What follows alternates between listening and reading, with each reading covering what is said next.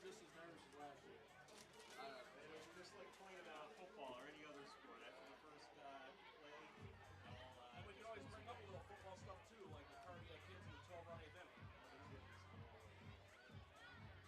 I've been doing it for so long, I rarely get nervous anymore, unless if I'm one of the only times I ever had the butterflies over the last several years was when I called a high school game at Highmark. J&J's was in the playoffs. They were playing on Frontier. I also got to do one for Perry Dome. I have to walk in the field there. I'm like, wow, that's cool. And I was already on the field for the North Stadium because I played on it at halftime when I was a Mitchell Ball. That's cool. Yes. I took as many photos as I could. All right, it's magic time.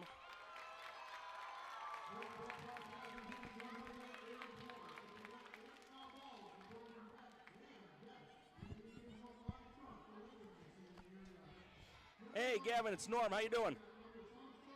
I'm doing well. It's going to be a long time coming, Kids Day game. It's going to be an awesome turnout.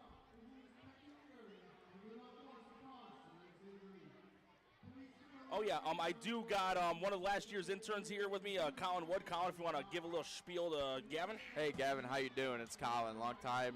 I haven't heard from you. Good to hear. Awesome. Yeah, we're looking forward to today. We sound good over there? Awesome.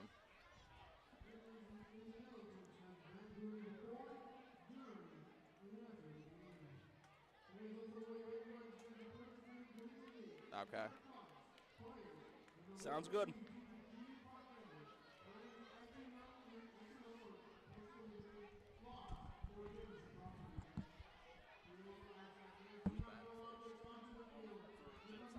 No, just what team's bad first? Niagara, because it's a team.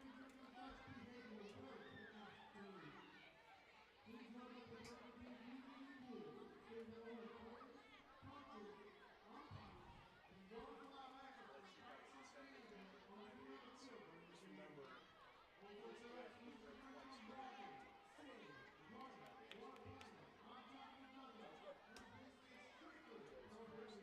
you want me to do them? Or? I don't care. that's why we're doing it closer. I know one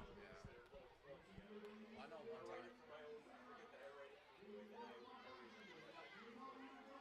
And I know for me, there's a lot of times where it's like, don't go speed race around. That was the course I had.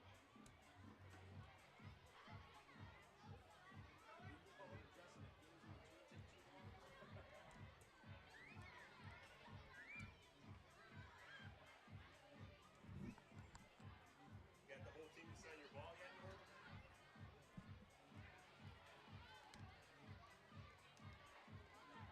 Is there a specific order you want us to do these? My preference is to do these first. I don't know what's going first, middle of the first, middle of the second. And usually I'll do right for those. And then do RFA. And then you can do sensitive.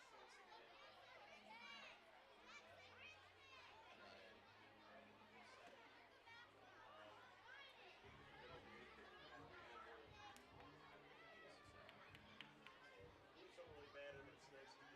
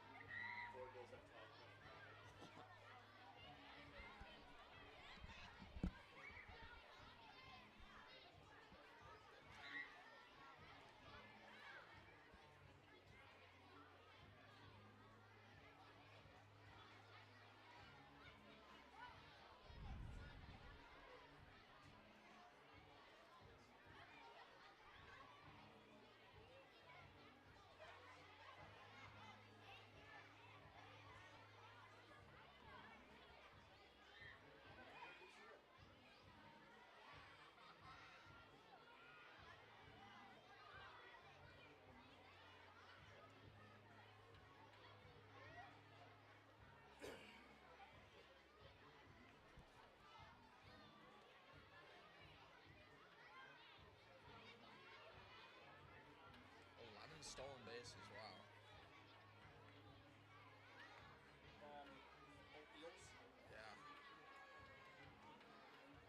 I think the lead for Jamestown is like 6, maybe 5. Yeah. He had a steal at home last night.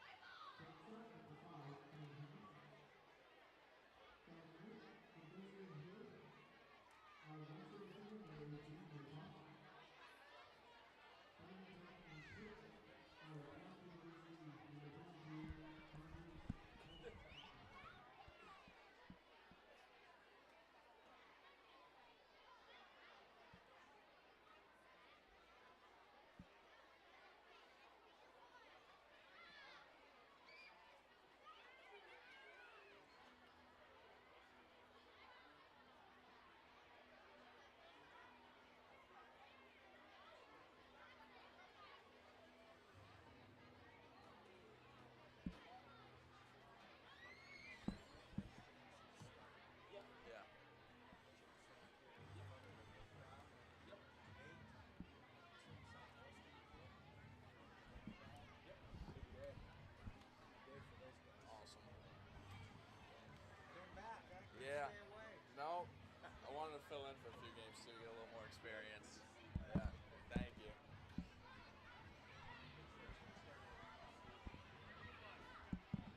Well, we're ready. You want to do the intro? Of course.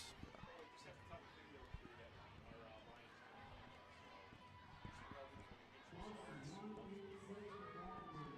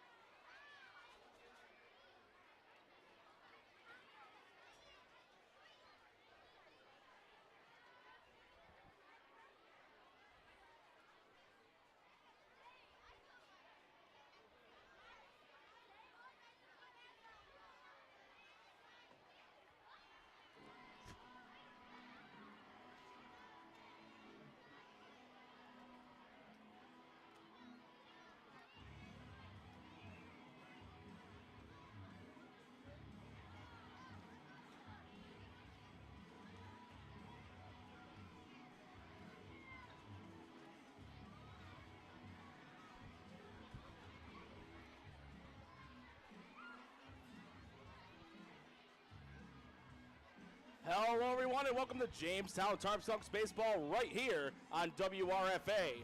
I'm Norm Rodriguez, joined by Colin Wood. This afternoon's game features your Jamestown Tarp Skunks hosting the Niagara Power.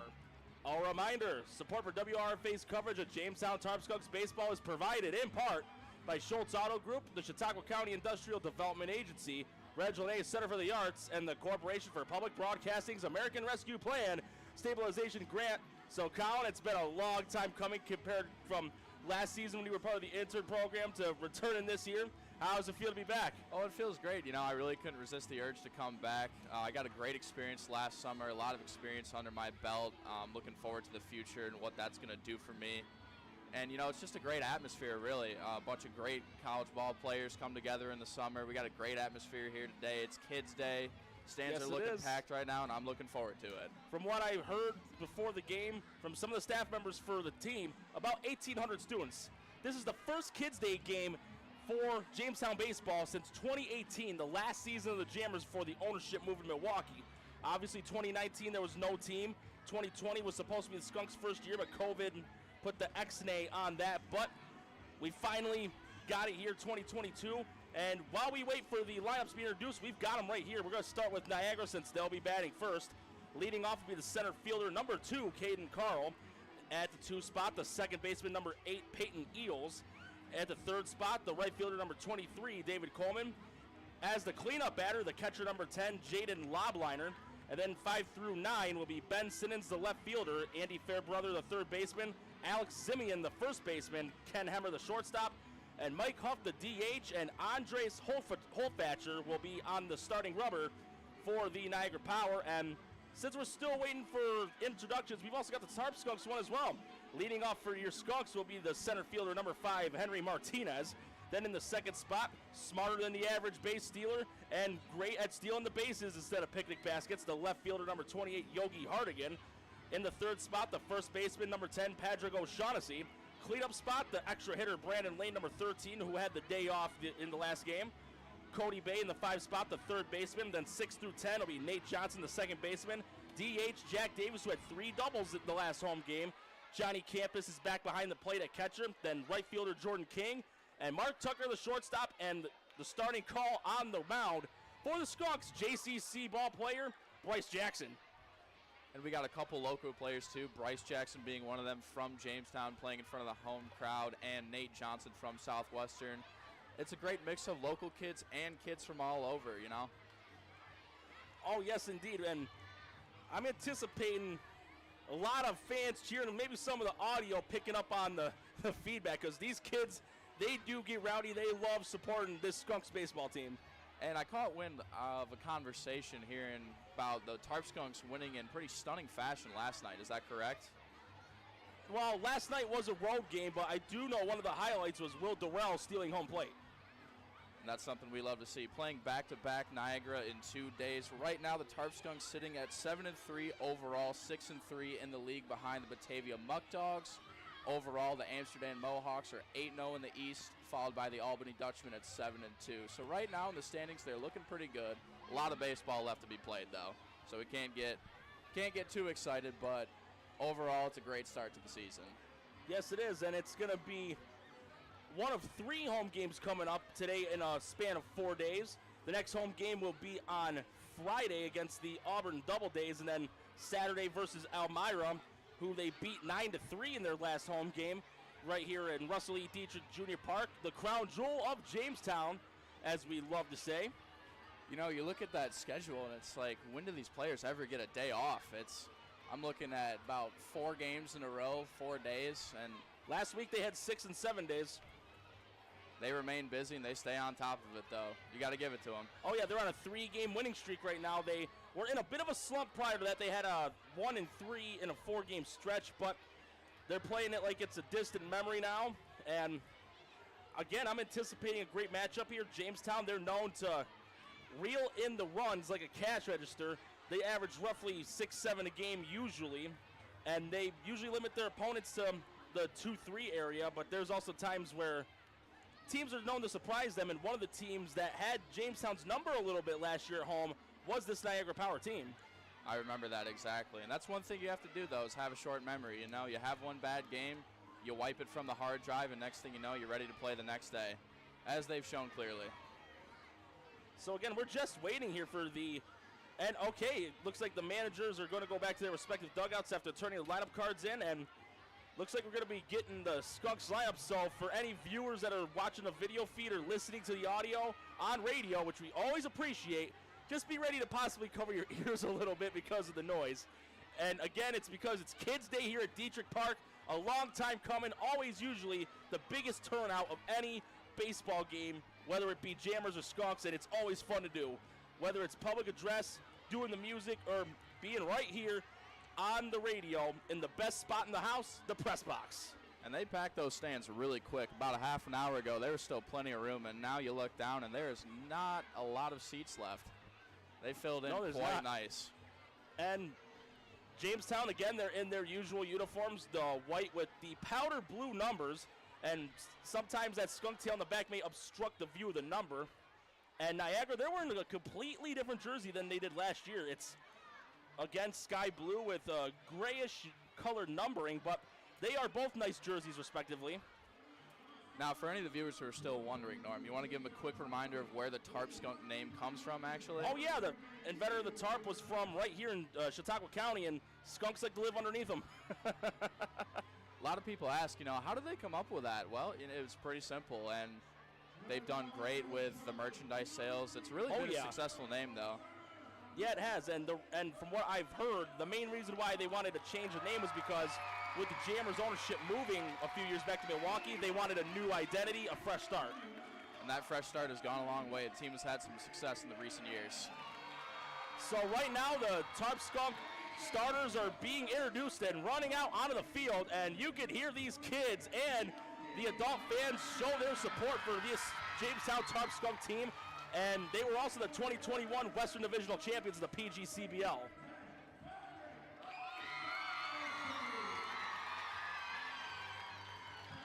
And even better, it's a beautiful morning, very little clouds in the sky, almost like a day that you could just sit on the beach and watch the waves flow in the ocean. You know, I was just about to mention the weather, but you beat me to it by about a second.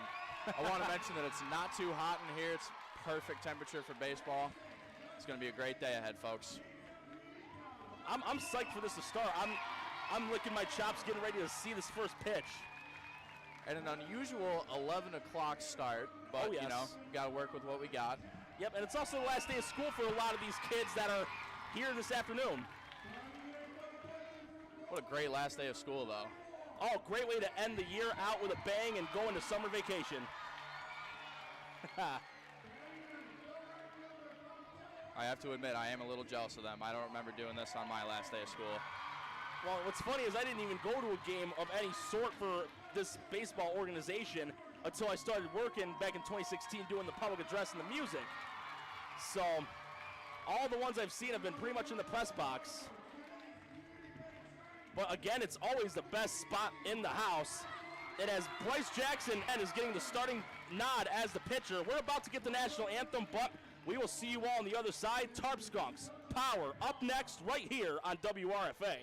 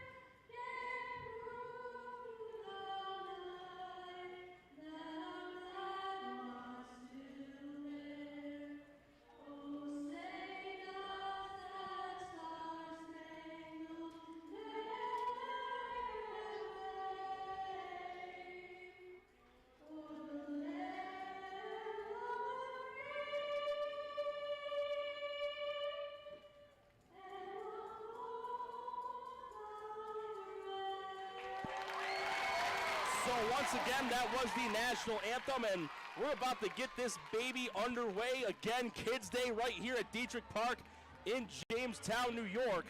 As again, it's going to be your Skunks versus the Niagara Power, as Bryce Jackson will start warming up and get the first pitch underway. This will be his second appearance at Dietrich on the mound. His first one was last Monday against Newark. He worked 4 1/3 innings of relief, and he did not do too shabby in that performance. It's going to be Caden Carls starting the way for the Niagara Power. He's got 34 at-bats on the season, 7 runs and 9 hits, batting at an average of .265. So we'll see how he matches up against Jackson here to start the game. And usually when you got a leadoff guy, he's the one that has the speed, hitting the ball on the ground and legging it out to first base. You know, Norm, you mentioned that you were doing the public addressing and the music for a couple years. Aren't you happy that you're in the booth? You get to utilize that passion and that voice you have. Oh, of course. The best part about doing the play-by-play or the color is, although it's got to obviously be appropriate, it's more free reign. It's not as restrictive as public addresses. Absolutely. You can't say that it's a high fly ball in the left field because that'd be giving it away to your opponent.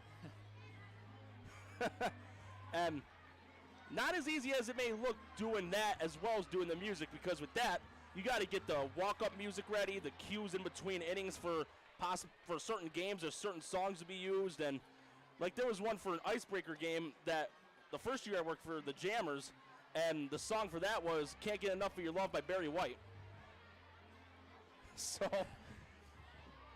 it was an interesting ride, but I'm very happy where I'm at right now doing this radio stuff along with yourself and Jessica Beeler and Max Pinjator, the 2 interns, as well as executive producer Jason Sample, who I am grateful for to allow me back here for another season doing the commentary, as the last warm-up pitch is thrown, and Caden Carl will be coming up to bat to start it off between Niagara and Jamestown. And before we start, I want to give a big thanks to Jason Sample for this opportunity. You know, he's a little shy today. He doesn't want to join us, but he's going to give us the opportunity to take the reins, and just want to say I appreciate him for this opportunity because it really does go a long way. All right, so Carl's going to step into the batter's box. This is, again, Jackson's first start here at Dietrich as a Skunk. Here's his first pitch. Fouled off, strike 1. Very fortunate hit off the netting, because you never know if you're sitting in the regular bleachers, that could go in your thing of nachos, your tall glass of soda, anything. Next pitch, fouled off, strike 2. Well, this start, it's looking like plenty of kids are going to be walking away with souvenirs today. Oh, souvenirs are always nice. I've even got a couple on right now. I've got a Tarp Skunk hat and a shirt. I bought as many of those as I could last season. Always got to show support. Here's the 0-2 on the way by Jackson. In the dirt, 1-2. And that's something that's kind of been contagious with some of these Skunks pitchers. Sometimes maybe it's a perspiring hand when you throw the pitch, but a lot of them do play skip to my Lou in the dirt.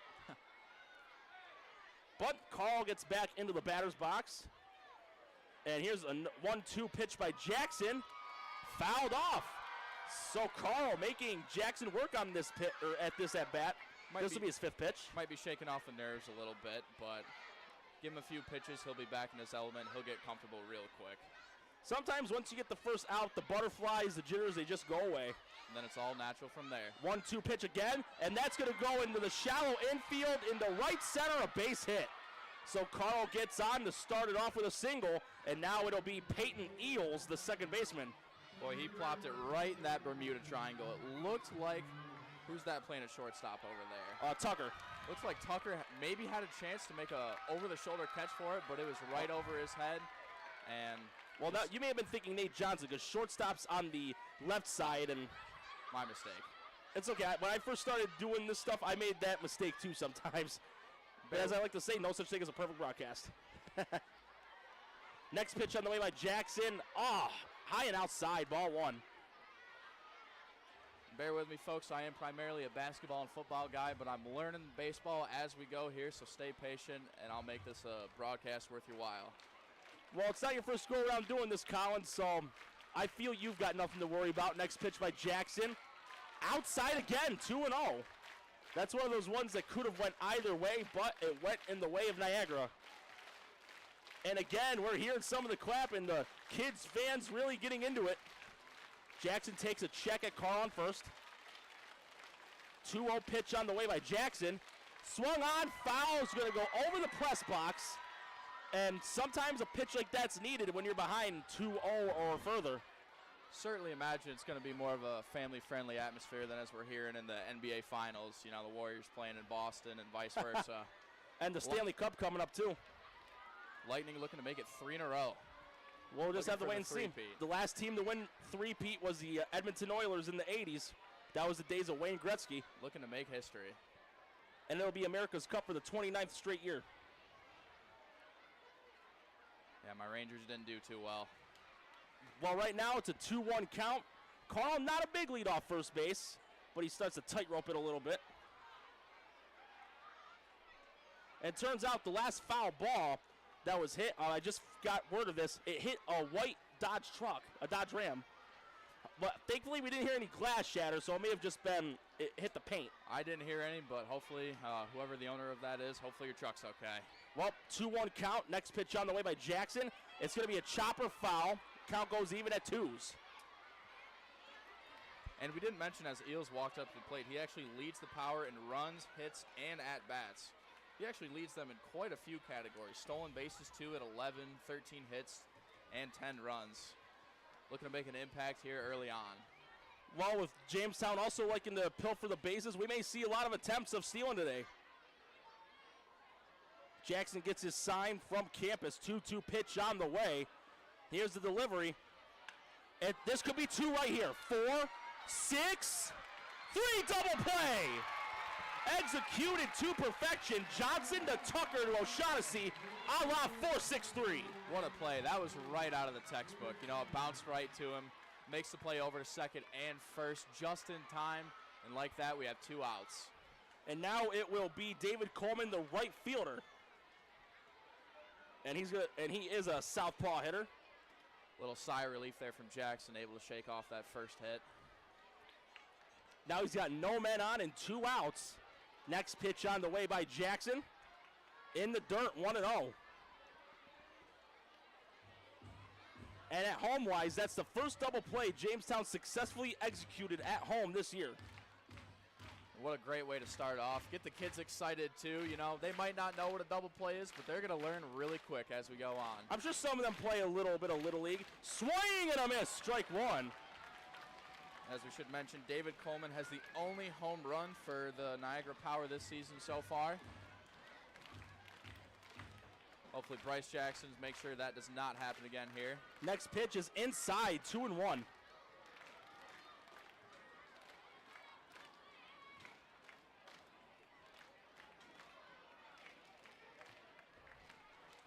Two-one pitch on the way by Jackson. Hard of a plate, count goes even at 2s, and we've got the old saying that I love to say, the triple deuce, the 2 balls, 2 strikes, and 2 outs. You know, you were the first one that ever introduced that to me, and ever since I was watching a baseball game, I would bring that up. Next pitch on the way, caught looking, inside corner, strike 3. So a backwards K, the first strikeout of the game for Jackson. That'll conclude a half inning here at Dietrich, and Colin, I'm gonna pass it on to you. All right. So we want to give a special thanks to one of our sponsors, Schultz Auto Group. Support for WRFA's coverage of the Jamestown Tarp Skunks in 2022 is brought to you in part by Schultz Auto Group. Celebrating over 50 years of serving the community's automotive needs with an excellent customer buying and ownership experience. At Schultz Auto Group, all repair facilities have experienced and factory-trained technicians with state-of-the-art equipment for every automotive need, no matter what engine type, gas, diesel, or electric. The next generation of auto care is already at Schultz Auto Group. A proud supporter of Jamestown Tarp Skunk Community Baseball on your community radio station, WRFA LP. For more information, call 1-866-931-2998 or visit schultzauto.com. As we're about to momentarily start the bottom of the first inning, the starting pitcher for Niagara, again, is Andres Holfatcher. We got a stat line for him this year so far. 2 games appeared in, both starts. 11 innings pitched, so 5.5 innings a start. 7. We got the 777, so might as well hit the slots and win the jackpot. 7 hits, 7 runs, all 7 earned. 4 walks, 11 strikeouts. He is 1-1, and his ERA is a 5.73. So warm-up pitches are about to be concluded. And to start it off for your Skunks, the top 3, it'll be Martinez, Hardigan, and O'Shaughnessy. Martinez with 24 at-bats, 5 runs, 5 hits, and 1 RBI, it looks like. So warm-up pitches are about done. I believe this will be the last one, and indeed it is. Catcher indicating the throw to second. Usually we see some of the Skunks players in black high socks, but today they're wearing those blue ones. And I think it might be also because the sun, the lighter color, it absorbs the heat. And you know, that blue that Niagara has in their jerseys and the blue socks and on the numbers of the Tarp Skunks, it's really close. Yeah, it is. Close. It's a good thing we didn't have a mix-up with the jerseys. Otherwise, we would not be able to tell who is who. Yeah, it would have been like Schwarzenegger and DeVito on Twins. But here comes Martinez coming up to the batter's box. The first 2 batters that Holfatcher will be facing, if they get on base, he's got to look out because they put fire on the base paths. Martinez taking a couple of practice cuts. Now he's in the box. Again, a big turnout here. The bleachers are all packed. You couldn't even pitch a tent to stay the night. Here's the next pitch on the way. First one by Holfatcher. Swung on and missed for strike 1. He swung at that one hard, really low, looking to make some kind of impact. Might have been better off letting that one ride the dirt. Yeah, may have wanted the tater, but instead he got the Swiss cheese. But Holfatcher gets his sign, comes set on the belt. Here comes the next pitch. Low and inside. Count goes even at 1.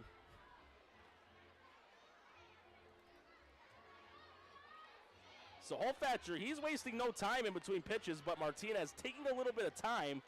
Probably to maybe throw Holfatcher off of his groove a little bit, but here's the next pitch. Fouled off, 1-2.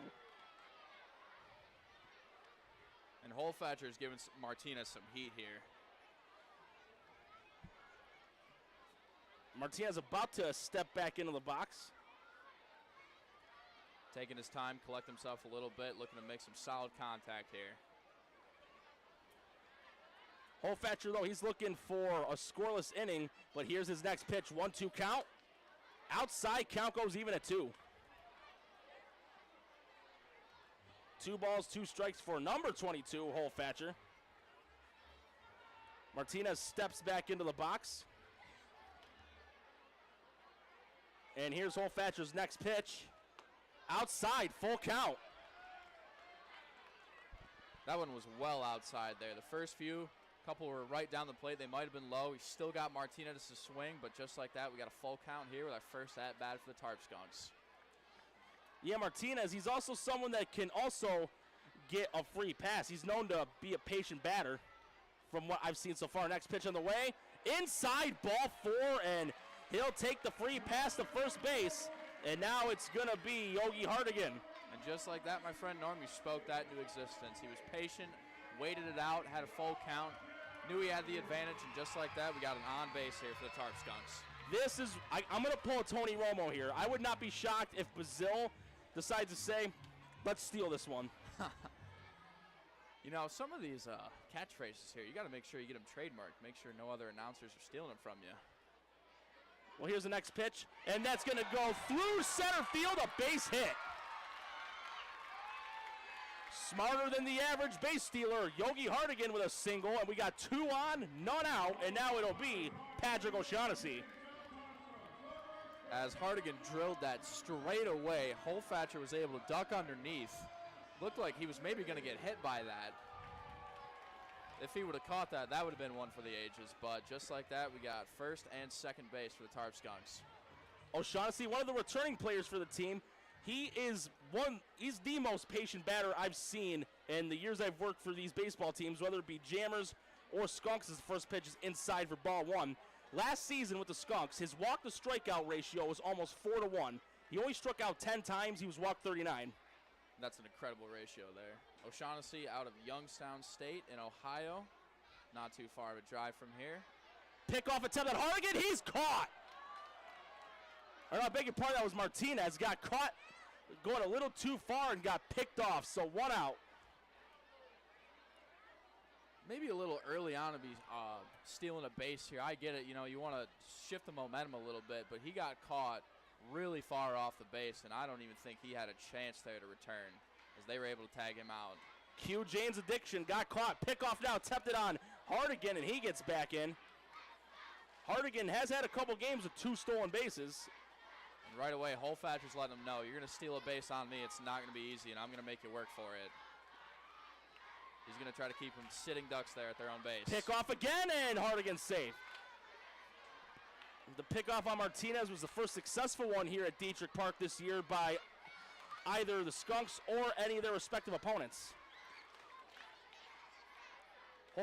Holfatcher gets his sign, comes set, 1-0 count, 1 out, next pitch. Low, ball 2. From what I've seen of Hardigan, though, the way he's been leading off in this at-bat, it's almost a suicide lead he has. Absolutely. He's not too far, but he's able to make sure that he can recover.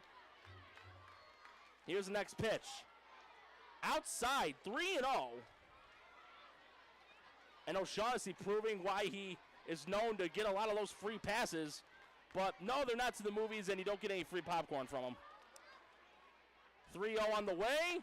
Right down the heart of the plate, strike 1. Well, he's got a little bit of room to play with here. Maybe swing at a couple here.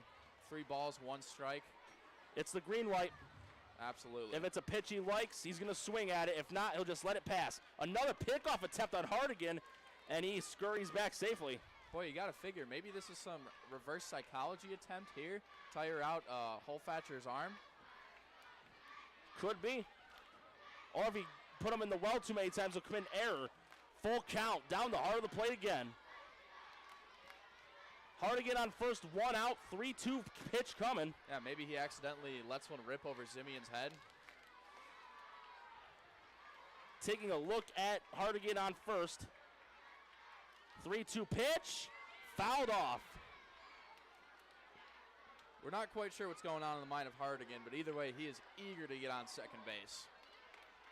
Yep, and the coaches for baseball of any team will always encourage the players, get those uniforms dirty. Absolutely. We can wash them after the game for a reason. 3-2 pitch coming again. And here's the delivery. No, pickoff again on Hardigan. Might as well create a time loop and watch these heat signatures of his pickoff attempts, because that's pretty much what we've been seeing, and Hardigan's been getting back every time. Martinez did get picked off at second for anyone that's just starting to listen in. And this is going to right field, but too much hang time. Here's a throw to first, and not in time. Almost a 9-3 double play, but Hardigan just gets back to first base safely. And now it'll be the extra hitter, Brandon Lane. And that was close there. Hardigan was about halfway to second base, realized that was going to be caught out there by, who is that, David Coleman. And just in time, he's able to get back, keep a runner on base, even though we got 2 outs here. Shaughnessy got a good piece of it, but again, it just hung a little too long. Hardigan, though, is still on first, 2 outs. Holfatcher's next pitch on the way. Fouled off and into the power dugout, strike 1. And personally, I see a lot of hands in the air going for that foul ball. Just similar to the MLB games, the bat person or the respective base coach will pick it up and toss it. Hope they brought their gloves, because those balls are going to have some heat coming in the stands once they foul out. Well, thankfully that one hit off the netting of the power dugout. Next pitch, outside 1-1. And Lobliner had it mishandled for a moment, but had plenty of time to recover, as there was no way Hardigan would have gone from first to second. Lane on the season only has 1 run, but he does have 6 hits. Sometimes getting more runs than RBIs or vice versa is normal, but here's the next pitch by Holfatcher. Swing and a miss, strike 2. So 1 strike away from a scoreless first inning. Lane will step back into the box, right-handed hitter. 1-2 count, 2 outs again. Hardigan on first. Holfatcher taking another check at Hardigan. And here's the next pitch on the way. He's taken off. Runner goes. Hardigan is safe by a mile. The throw is way too wide.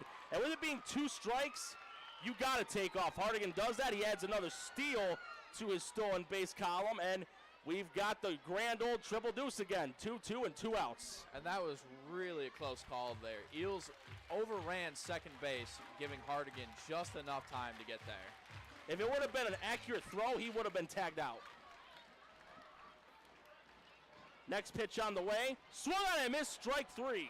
So that will conclude 1 inning of Skunks baseball here at Dietrich. The score remains scoreless, but stick around for more Tarp Skunks action daytime style right here on WRFA.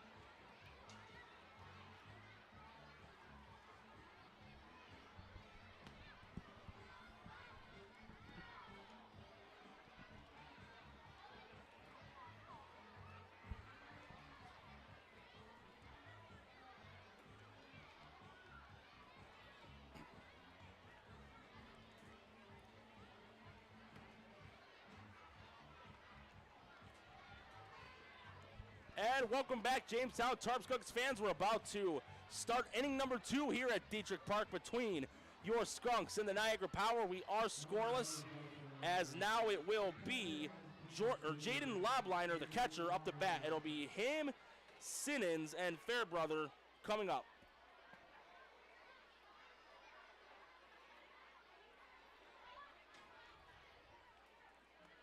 So Lobliner will step into the box. And here comes Jackson's next pitch. Outside corner, strike 1. It was a scoreless first inning due to the fact that we saw some excellent infield and outfield play by both teams.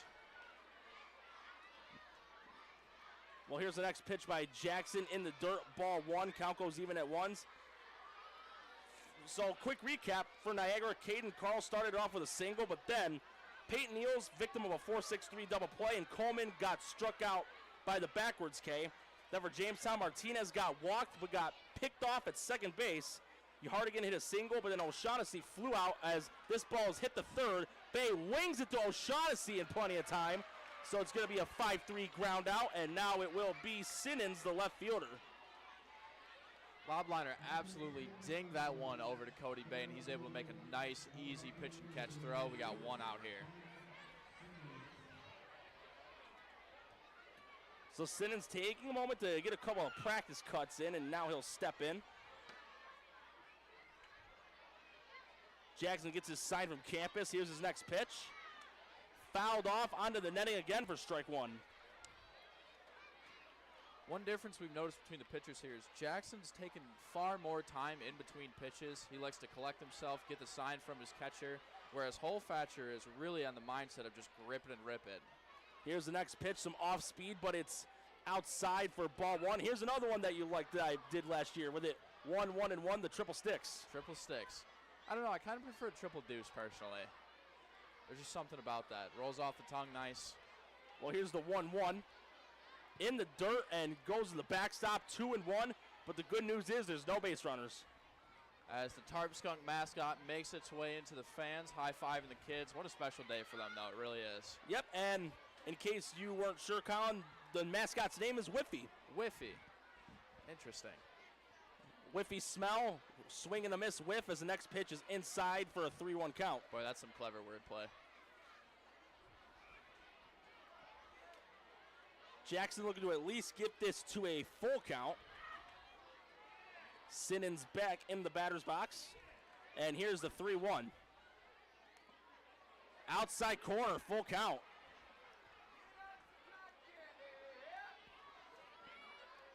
So Sinnons will step back in the box again. And here's Jackson's 3-2. That's into right field. King chasing it down. Can't quite get it. And it's rolling rawhide, heading to second. Sinnons. This could be a triple. He's going to try and go for it, and he's going to leg it out. But just by a nose. So a one-out triple by Ben Sinnons, and now it will be Andy Fairbrother, the third baseman. Even with a sac fly, it could be the first run of the game for either team.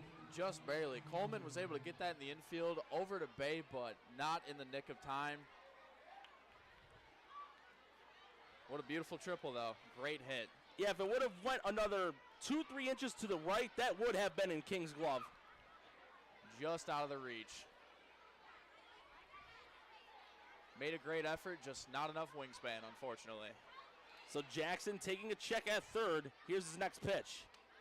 Fouled off and goes over the power dugout for strike one. Jackson looking to be a little careful here. Doesn't want to give up an early lead. Hopefully he can shake off that triple. Got to have a short memory. That's what we talked about earlier. A ground ball out or a strikeout would be important. Next pitch on the way. Hard of the plate, strike two.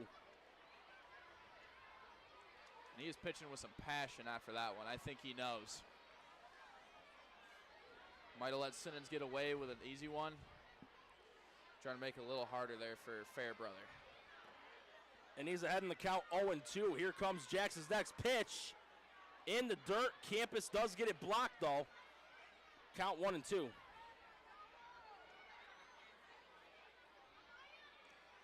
And that was a good play there by the catcher.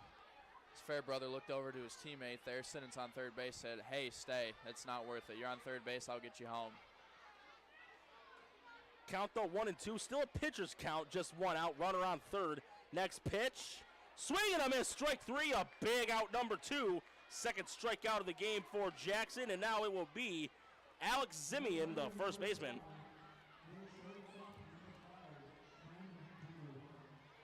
What a great way to bounce back there for Jackson. Even though he gave up a triple, he could walk out of here still 0-0 on the scoreboard going in. James Tarp Skunks about to hit bottom of the second. Yep, he could be left with those 7 other castaways on Gilligan's Island.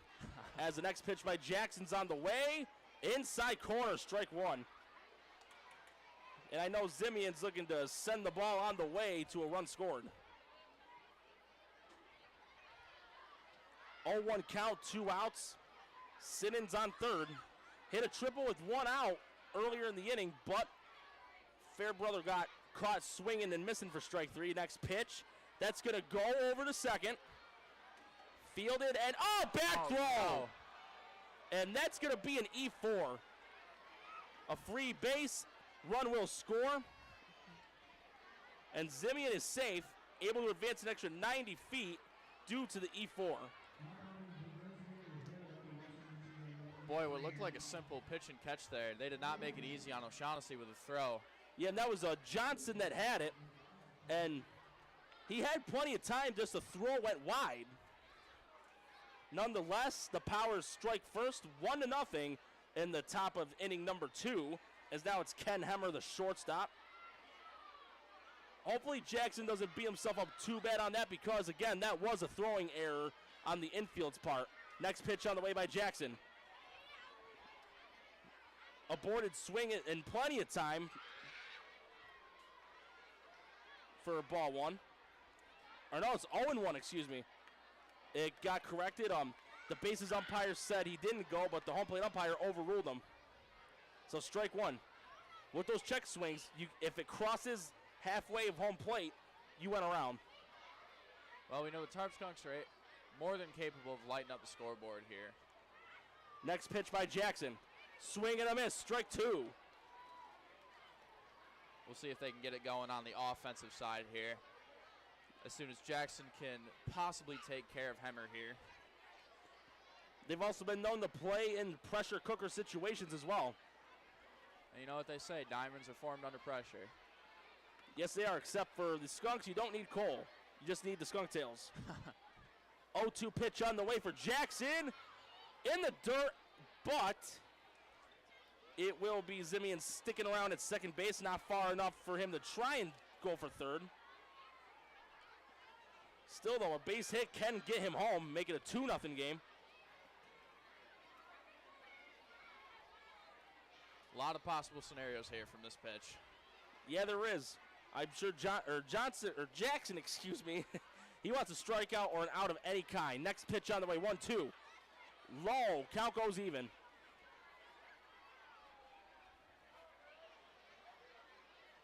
Jackson looking to just put the inning on ice. 1-0, Niagara is ahead. And again, historically, Niagara has done well versus these Skunks more often than not at times here in Dietrich.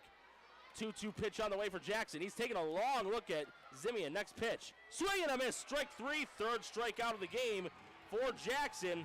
But it's not before Niagara scoring the first run. They're up 1-0. And Colin, once again, I'm going to hand it over to you. All right. Our second sponsor, we want to give a big thanks to Chautauqua County IDA. Support for WRFA's coverage of Jamestown Tarp Skunks baseball for the 2022 season is brought to you in part by the Chautauqua County Industrial Development Agency. The Chautauqua County IDA is an economic development organization authorized and empowered by New York State to make Chautauqua County a better place to work, live, and visit.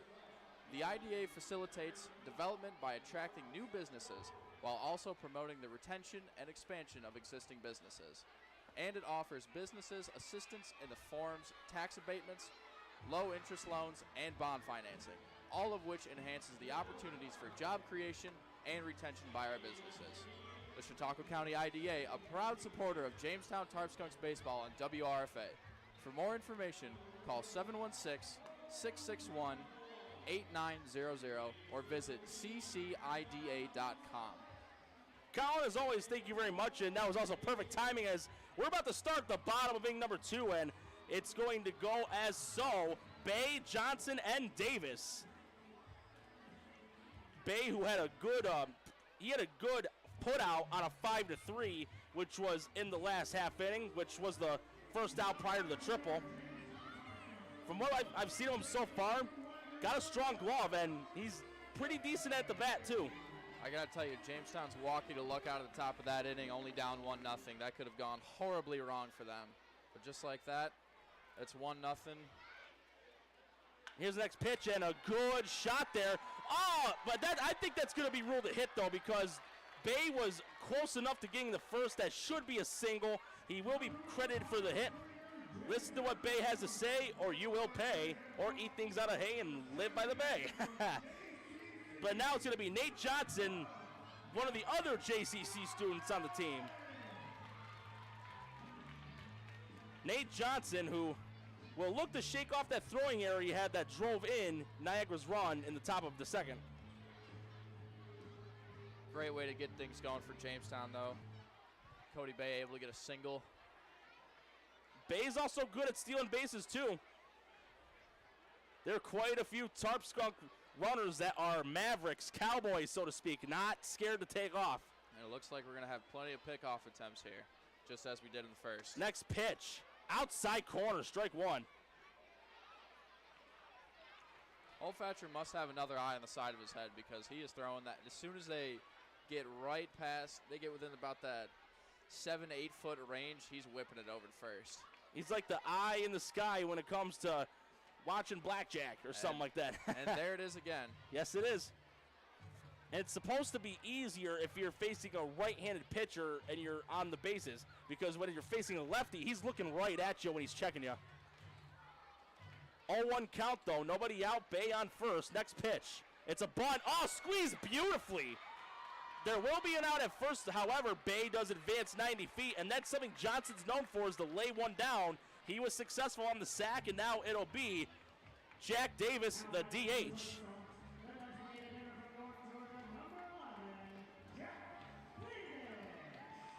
Well, you know, we got to give it up to Johnson there for sacrificing himself. It looked like he didn't really have a chance to get on first there, but gets his teammate Cody Bay on second. Indeed, and last home game, Davis had 3 doubles, and he also had an RBI. Next pitch by Holfatcher, outside corner, strike 1.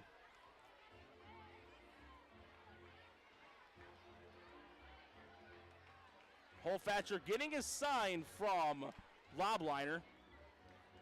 1-0, Power ahead, 1 out, Bay on second. Next pitch. Foul ball, strike 2. Davis there a little unsure of what he was going to do. Swung, then kind of stopped his motion midway through it, and I think he kind of knew right off from the bat that he was caught lacking there for a second. Yes, indeed. But back Jack, do it again, 0-2 count. Still alive in this at bat. A base hit can get Bay home.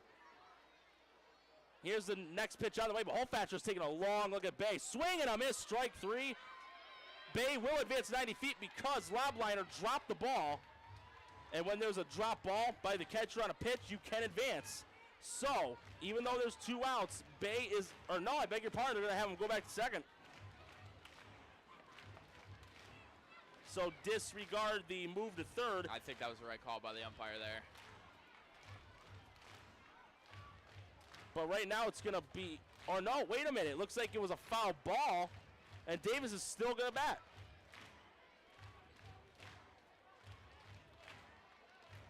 So he will see another pitch in this one, 0-2 count. Bay at second base. Probably saying telepathically to Davis, get me home. 0-2 pitch on the way. Drop ball. Oh, it hit him. That's the fact. Jackie took the ball on the elbow pad, and he'll head to first. Now runners are at first and second, just 1 out. And now it's going to be Captain Johnny. The golden bat, the golden glove, number 24, Johnny Campus.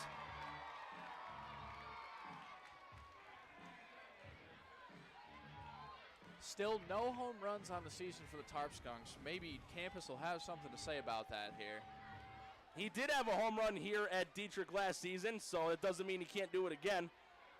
Long look at Bay. Next pitch on the way. Inside, ball 1.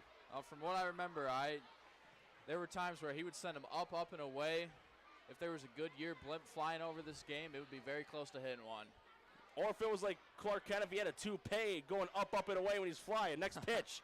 Inside corner. Count goes even at 1s. So Campus stepping back into the box. I'm sure these kids would love to see a round tripper. Runners take their leads. Davis on first and Bay on second. Holfatcher taking a check at second base. Next pitch. Oh, too high. Almost got Campus in the helmet. The runners will advance 90 feet, and they had so much time they could have ridden on a 2-seated bicycle to get their bases. He's able to duck under that like Keanu Reeves in The Matrix. Went right over his head, and just like that, second and third with runners for the Tarp Skunks. Yes, indeed. Poses a serious threat now for Niagara. And he wasn't quite like Neo with it being a baseball, but luckily it didn't hit him in the helmet. Or it could have been the curved one on Wanted. Goes around Angelina Jolie's neck. 2-1 count, though. Only 1 out. Runners on second and third. And if Campus can hit a ball far enough for a base hit, Jamestown get their first lead of the game. Holfatcher gets his sign, comes set, next pitch. Inside, 3-1. And while we're waiting, should Campus get walked or be out number 2, the next batter who's on deck right now is the right fielder, Jordan King. But this 3-1's the green light, though. And as you say, if in the hypothetical situation he does get walked, those bases are going to be juiced.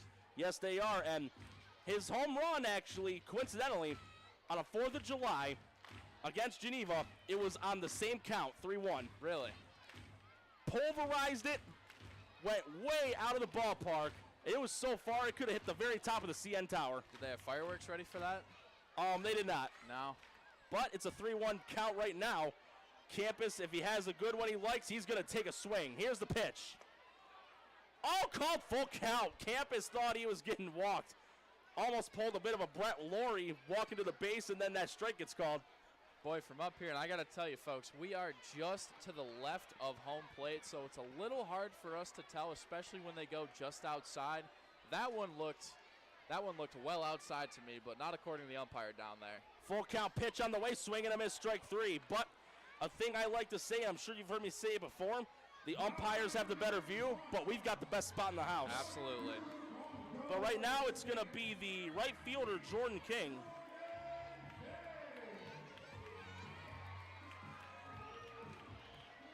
So King will need a base hit to at least get one runner in, unless there is a possible error. Or a wild pitch, a few different ways.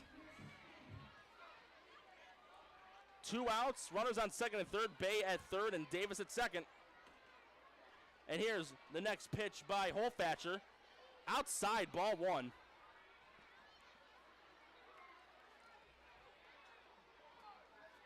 Boy. Opportunity here for Jamestown. Bay is getting plenty of real estate off of that base there. Maybe looking to steal a run, possibly.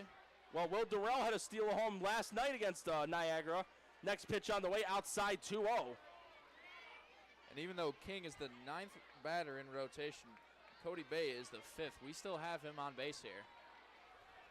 We skipped over Nate Johnson, Jack Davis still on base, and as we just mentioned, Johnny Campus. This one popped up, and it is in playable territory.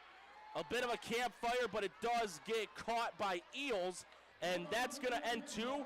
Jamestown leave 2 stranded, score 1-0, but stay tuned for more Tarp Skunks action right here on WRFA.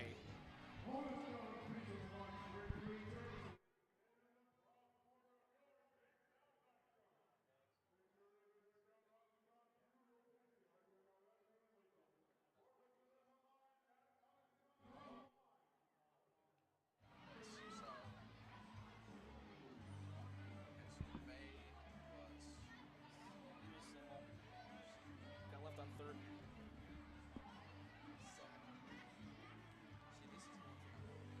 I had Cam because I thought it was a strikeout, but the next pitch was HBP. Yep, and then after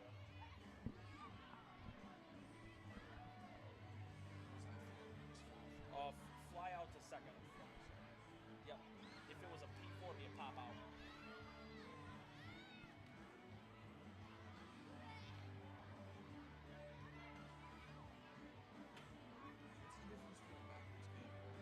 Backwards K, you get caught looking. Regular K, you swinging and missing.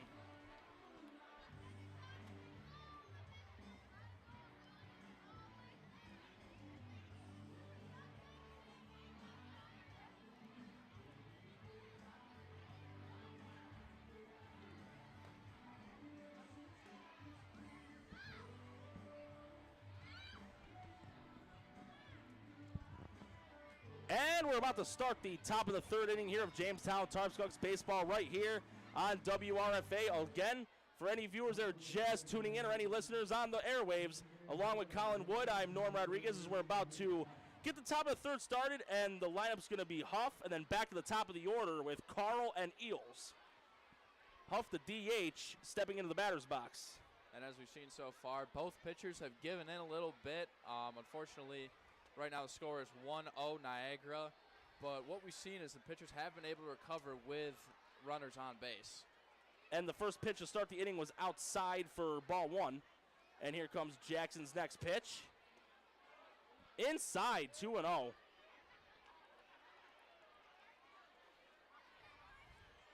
Fifth in the rotation, Cody Bay was able to make it all the way over to third, and we had one on second too, but that's all she wrote for Jamestown in the second inning, as the score is still 1-0 Niagara. And the next pitch was outside and in the dirt for ball 3. Jackson 1 ball away from issuing his first walk of the game. Here's the 3-0. Hard of the plate, strike 1. That pitch was a thing of beauty. Able to corral himself there a bit, get a strike on the board. And again, it's that ye old green light. Next pitch on the way by Jackson. Outside, ball 4. So Huff will take the base on balls, and it'll be Caden Carl, the center fielder, up the bat.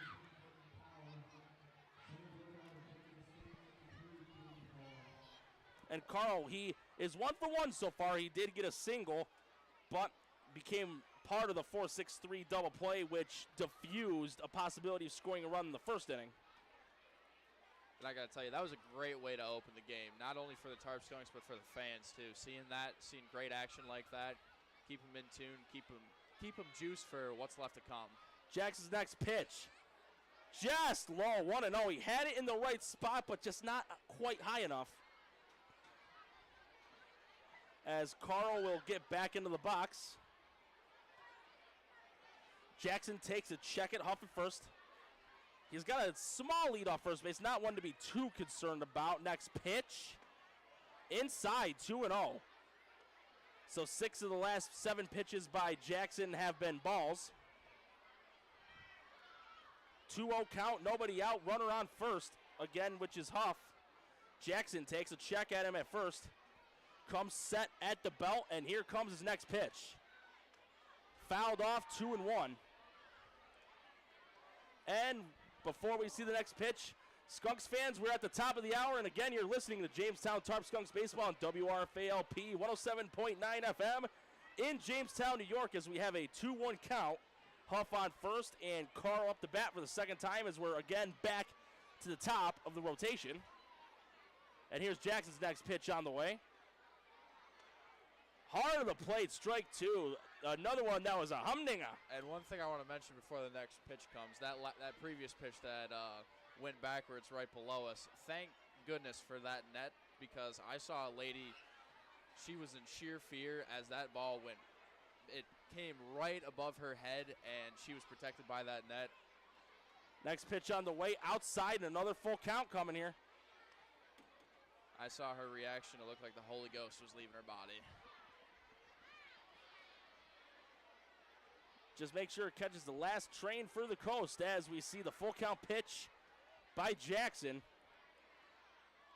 1 ball away from issuing back-to-back base on balls. An alliteration lesson today. Barely getting back in the first, though, is Huff. Niagara already has a successful pickoff, which was on Martinez in the bottom of the first. Yeah, they're going to return the favor here. We've seen that plenty of times where Holfatcher was trying to pick off some of the Tarp Skunks runners. Here we see Jackson trying to get an easy out. 3-2 pitch. That one's going to go foul and into the vicinity. Oh, it looked like it was almost going to go to the bullpen of Niagara, but it goes to the side bleachers on the far right, and a lucky kid on their last day of school will get a free souvenir. Boy, I tell you, that is a mosh pit over there. Right in that section, towards the right, that is a sea of kids waiting to get a souvenir. More like the sea of hands. Yeah. Full count pitch, and it's a shallow one to right. King chasing it down, can't quite get there. So he'll just throw it over to Tucker. Runners on first and second, nobody out, and second hit of the game for Carl, and now it'll be Eels, the second baseman. That's the second time we've seen that. It's not the fact that King's out of position. They're just hitting it right where he can't make a play on it. The first time it was right over his head. That time it was just short of him, and he's doing everything he can to get to him. But you got to give it up to the great hitting of Niagara. They're getting it right in the placement of where it is out of the reach for Jamestown. Too bad it's not like Goldilocks' porridge of just right. Not just right. It's either too far or too short. Jackson taking a long time. We may see a timeout here. There was looked like a mix of a Mexican standoff and a 1,000-yard stare. But runners on first and second, no outs. Next pitch by Jackson inside. A little funny bone music there, 1-0.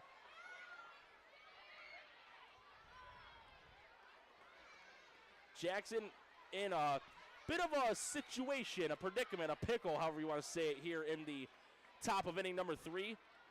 Niagara looking to extend their lead. A base hit could drive home Huff. Jackson takes a check at him, and here comes the next pitch. 1-0 count. Swung on and through center field, a base hit. And Huff getting sent home. Here's a throw to Campus, and just barely getting in save as Huff.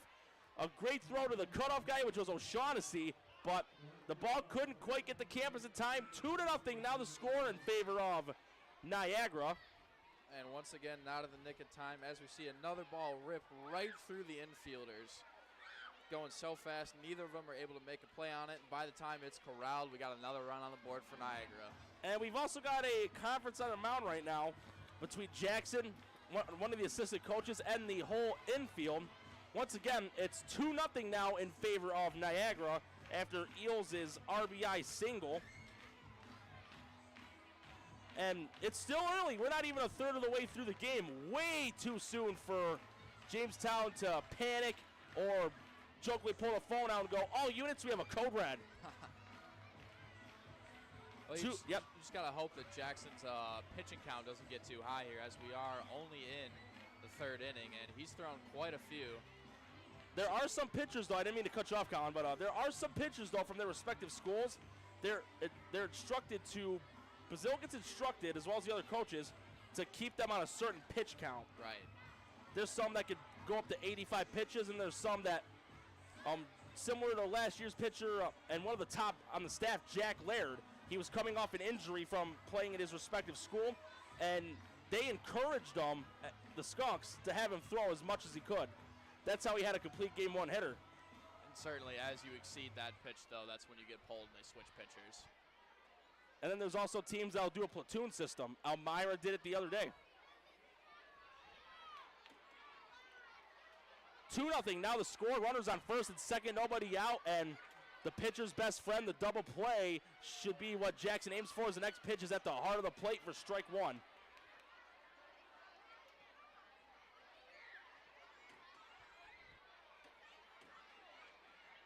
Two runs, 4 hits for Niagara, and Skunks, they got 0-3-1. No runs, 3 hits, and an error.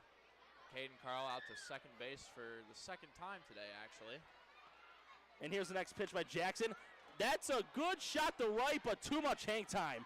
King will make the catch, and tagging over to third. Here's the throw, but not in time. Well, there's that Goldilocks hit that you were just talking about. This time, King barely had to move a muscle for that as it dropped right in his glove.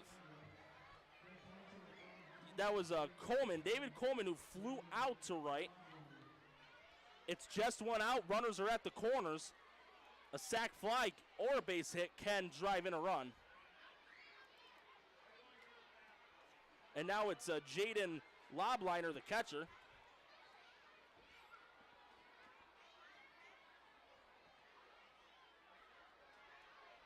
And real close to that white line in the box as Jackson prepares to throw his next pitch. He's not giving himself a lot of room to hit these. Eels on first, Carl on third. Eels taking off. He does lead the team with 11 stolen bases, and there's number 12. And what's kind of sad with baseball is the stolen base in any other leagues pretty much has become a long-lost art. No, it really has, but it's nice to see it still being revamped here. And it really makes a difference in the game, you know. That could be the ultimate decider in the score.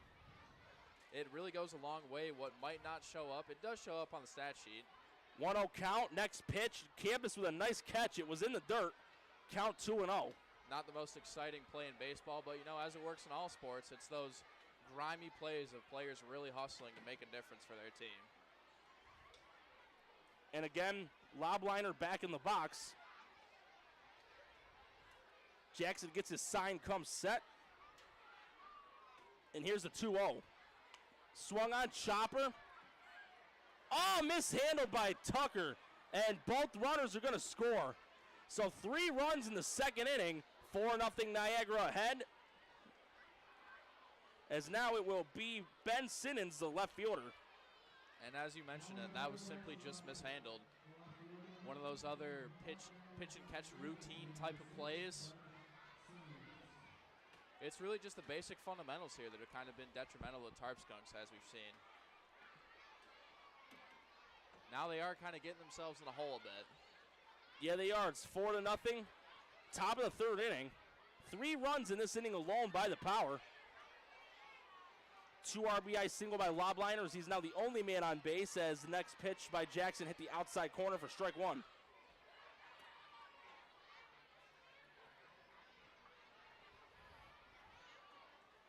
Just 1 out. Niagara looking to extend their lead even more. Here comes Jackson's next pitch on the way. Inside, 1-1. As Simmons was able to score in the second inning, excuse me, it looks like. got Niagara on the board early on. Yeah, that was that triple he had. Jackson, again, getting his sign from campus. Next pitch. Outside, 2-1. And right now, the Skunks don't have any pitcher right now. Well, that's not something you want to see early on here. That kind of shows you have a lack of confidence in your pitcher. They know Bryce Jackson. He's a quality pitcher, great guy, and he'll be able to turn this around. 2-1 pitch on the way. In the dirt again, 3-1. Jackson looking to just, at least at the minimum, get this to a full count.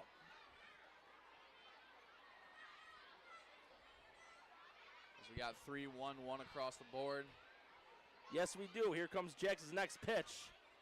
It's on the way. Pickoff attempt and sliding back safely. And it was ruled a strike, full count. And how about a little bit of elementary math on the board now? 3 balls, 2 strikes with 1 out. Oh, I'm sure even though it's the last day of school, I bet the teachers are still making sure the kids aren't getting off too easy. Who knows? Even so, it sounds like they're having a good time even in spite of this 4-0 deficit, but still, it's only the top of the third. 3-2 pitch on the way, and it's going to be a grounder going to right, a base hit. And heading to third base as King gets it over to Bay, but safely on the way goes Lobliner. And now it'll be Fairbrother, the third baseman.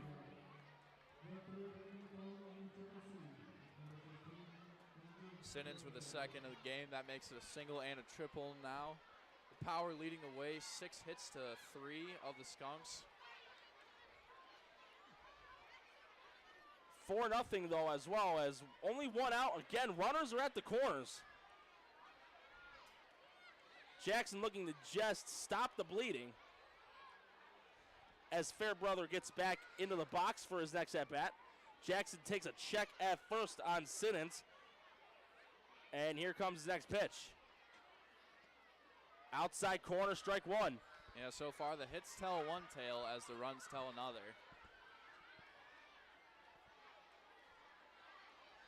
Jackson waiting for Fairbrother to get back in the box. He does step back in. Jackson about to get his sign from campus. He's got the one he wants. And here comes the next pitch on the way. No, pickoff attempt and safe. One thing I have noticed so far, these grounders from Niagara, they have been absolutely perfect placement. I mean, you could not make it any further between the players. Jamestown's really not even getting a chance to corral some of these before it escapes into the outfield.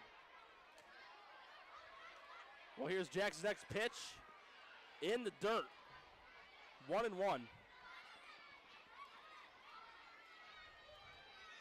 Once again, runners at the corners, 1-1 count, just 1 out. 3 runs here by Niagara on the top of the third. And we have the old infamous triple sticks on the board. I'm glad you like that in the triple deuce, Mr. Collin, as the next pitch is on the way for Jackson. Again, runners at the corners, just 1 out. Here comes the next pitch. Swung on, and that's going to go to left, a base hit. And Lobliner will score easily. The runners will go station to station. And now it's going to be Zimian, the first baseman. And so far in this inning alone, there have been 5 base hits. And as well, 3 runs. All it takes is 1 strikeout to turn it around, though. Like we mentioned earlier, just wipe the hard drive, get back to what you do best. And it just got corrected as well. 4 runs in this inning off 5 hits. So Niagara running up the tax on their cash register, 5-0. Top of the third as Jackson prepares to throw his next pitch. He's taking a long look at second. Now here it comes. In the dirt, and that got campus. Jackson able to chase the ball down. And it looked like it may have got him around the groin area. And that's where they've been taking advantage so far, is right in between first and shortstop and second and shortstop. They've been able to drive them right through there, make the outfielders walk all the way up just to corral it. Yes, indeed. Once again, though, 4 runs in this inning by Niagara. They're up 5-0, and while we wait for what is going to having with campus. Colin, how about we do another one of these reads while we wait? All right. The Reginald A. Center for Arts. Support for WRFA's coverage of the Jamestown Tarp Skunks is brought to you in part by Reginald A. Center for the Arts. It's located in the heart of downtown Jamestown at 116 East 3rd Street. It's a broadcast license holder of WRFA LP. More than just a theater, the Reg offers comprehensive programming that inspires, educates, and empowers the community. Reginald A. also offers rental of its facilities to the public, providing spaces for small groups or hundreds of attendees. Rental arrangement can be made for parties, receptions, meetings, retreats, and live concerts and performances. The popular Movies at the Reg series is also available twice a week, offering a safe and comfortable environment for patrons to watch a wide variety of films, with food and beverages also available. For more information, visit reginalda.com or call 716-664-2465. Back to you, my friend. Colin, as always, thank you very much, as it looks like campus is all right, which is always a good sign. It looks like there's going to be some warm-up pitches, and then we will resume play. The next batter will be Alex Simeon, the first baseman, as he got on back in the second on an E4, but he got stranded at second to end the inning. Now, one thing I do remember from last year, Norm, is that we had plenty of, in between the innings, we had plenty of entertainment, games, certain Yes, we competitions do. and events. Did they bring that back for this year for us to enjoy? They did bring some of the games back. I haven't been able to catch a lot of them, but one of the ones that's back from last season is the dance-off. Really? Indeed. You know, one of these times I might let you take over during that. I might have to go down and participate myself. Just don't break a leg trying to reenact John Travolta as the next pitch is swung on and missed for strike one. I'll make sure I can get back up here. Can't miss the best seat in the house. So 1-1 count. One out, runners on first and second. Again, Jackson looking to just stop the bleeding, as it looks like there's about to be someone warming up at the bullpen for Jamestown. Jackson gets his sign, takes a check at second, and here comes the next pitch. Taking a long look at second base, and we may have a timeout here. Nope, here's the pitch. Swing and a miss, 1-2. I think that timeout really benefited Jackson. I think, you know, once you see a few of those runners cross home plate, you know, you just need a second to collect yourself. And I think that was a great call. That was a great timeout there by the coach. Even so, this game is still young. 5-0, top of the third. 1-2 count, just one out for Niagara. A chance to extend their lead to 6 runs. As we hear the thunderous stomping from the dedicated fans in the bleachers. Next pitch, this could be a double play. 4, 6. Ah, not quite. Runner's safe. At least they do get the force out, though, at second. So Simeon will be on by the fielder's choice, and now it's going to be Ken Hemmer, the shortstop. And with that, we've gone through the whole rotation. In this inning, too. Exactly. I do remember, though, the 12-run game we did last season. We went through 14 or 15 batters.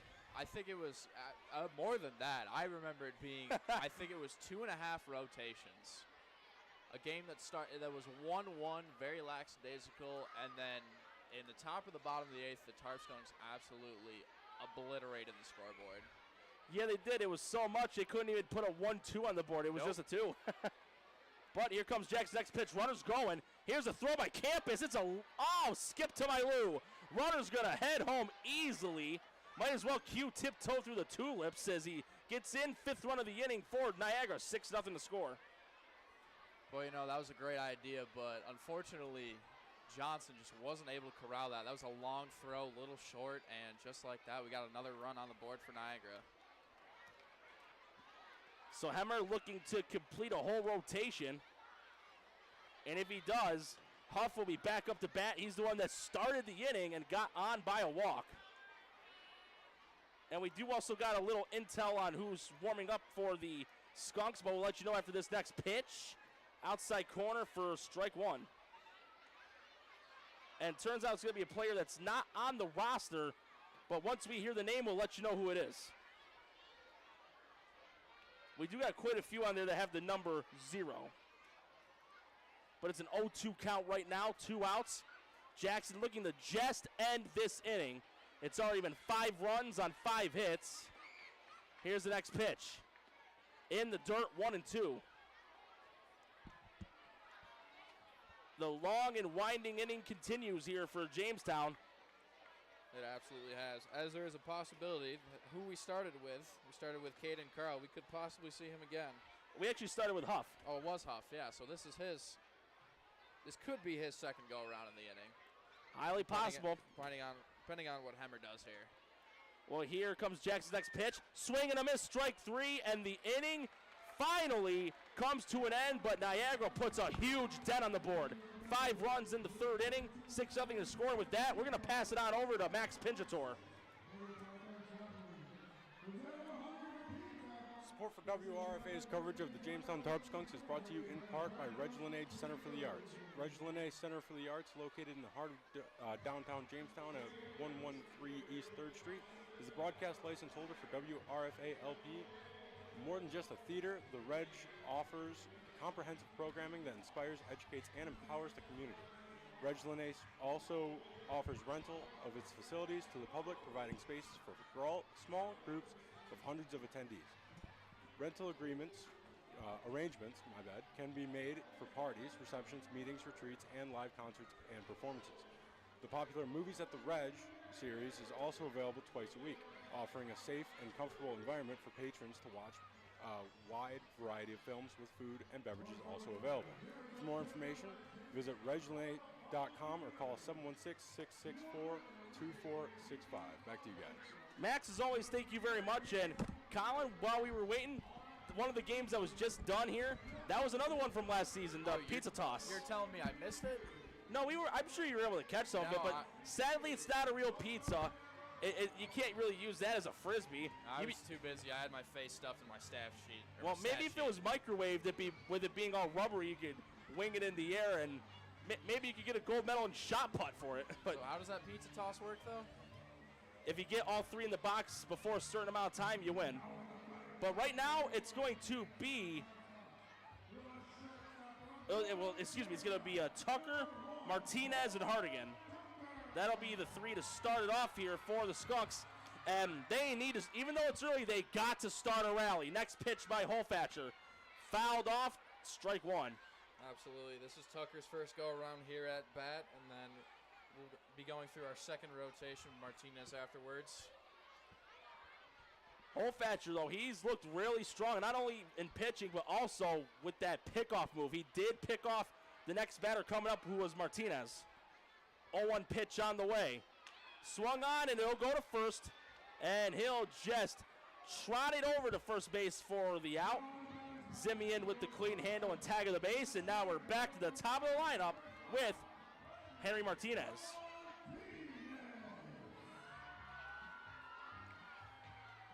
And Martinez, he got walked to start the game, was able to get to second base on a Hardigan single, but had a bit too much of a lead off the bag, and he got picked off. Boy, I couldn't think of a better time maybe in this inning for Jamestown to start stealing some bases here. You're down 6-0. You need to take some risks. It's Absolutely. mandatory. Next pitch by Holfatcher. Just a touch low, ball 1. I got to tell you, he looks cool as a cucumber in there right now. He does. Very cool, very calm, very collected. Next pitch is inside, 2-0. Not quite as cool as the other side of the pillow, but definitely a cucumber. Well, here comes Martinez back in the box. And here's the next pitch by Holfatcher. Hard to the plate, 2-1.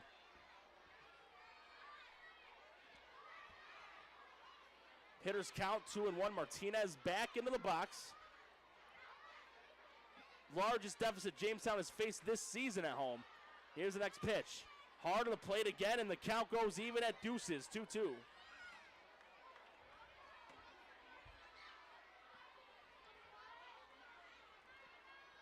Martinez back in again. And here comes Holfatcher's next pitch. Swung on, and it's going to go into left field and caught for the first out. Siddons was able to get there in enough time, and we've already got 2 outs, and now it's going to be Yogi Hardigan, the left fielder. I got to tell you, right off rip, seemed like one of those, it was going to be another one of those hits where it's perfectly placed, in between the 7-8 position, but just like that, it ends up in the hands of Simmons, and we got 2 up, 2 down so far for Jamestown.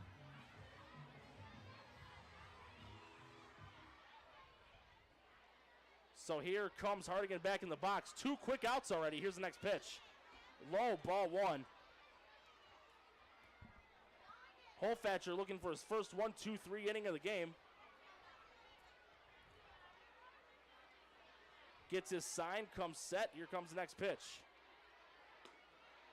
Low again, 2-0. And that might be one of the biggest differences I've seen between a top and bottom of the inning, where the top absolutely stretched, and this could be about a 5-minute bottom of the inning here. Could possibly be, but here comes the 2-0 pitch by Holfatcher. Inside corner, 2-1. Now a little multiplication on the board for any youngsters. 2-1, 2 outs. 2 times 1 equals 2. But here comes Holfatcher's next pitch on the way. Outside 3-1, and should Hardigan get walked, the next batter who's on deck right now is Patrick O'Shaughnessy.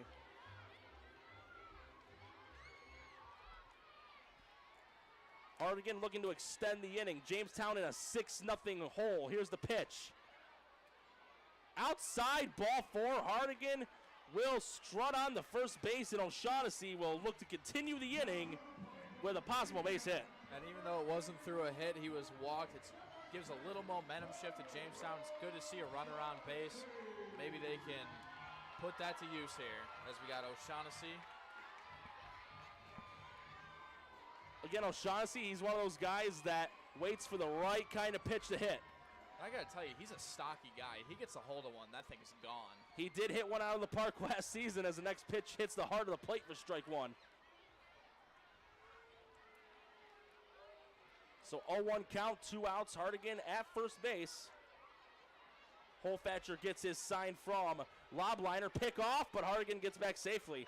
The last time he got on base, Holfatcher kept a real close eye on him. Hardigan really does enjoy that. He loves leaning off that first base. Little mind games, a little deception. Here's the next pitch by Holfatcher. Ball outside, 1-1. Boy, O'Shaughnessy, he's got that linebacker-esque build to him. I tell you, some of these kids, they're tall, they're lengthy, and they're stocky. Makes sense why they're some of the best in the country. Next pitch is popped up, but it's still in play, but it was in foul territory, and making the catch there for Niagara. That was the shortstop, Ken Hemmer. So that ends 3 innings here at Dietrich. Score still 6-0, but stick around for more Skunks action right here on WRFA.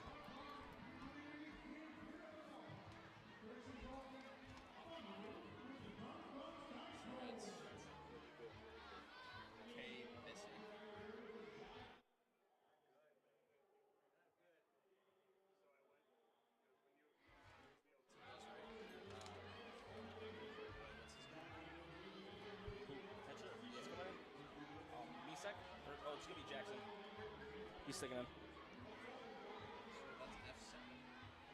Fly out the left.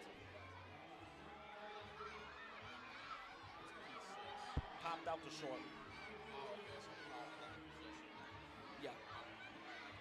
And then G1's obviously, or that should be a G3. That's my fault. Grounder to first.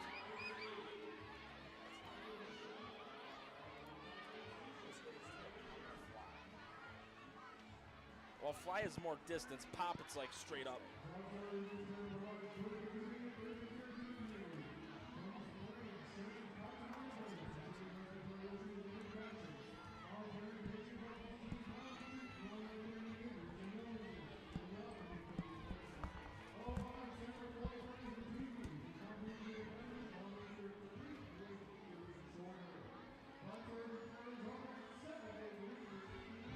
And we're about to start the top of the 4th inning here of Skunks baseball right here on WRFA. Bryce Jackson's going to get another inning of work here. Probably to some encouragement from the JCC pitcher to give him as much work as physically possible, I would presume. Absolutely. A little bit of a redemption tour, kind of go out on a high note in the hypothetical situation. He is going to get pulled at the end of this inning. We're not quite sure yet. They might have someone filling in for him. But you definitely want to end on a high note, get a few strikeouts, see if you can keep a clean slate this inning.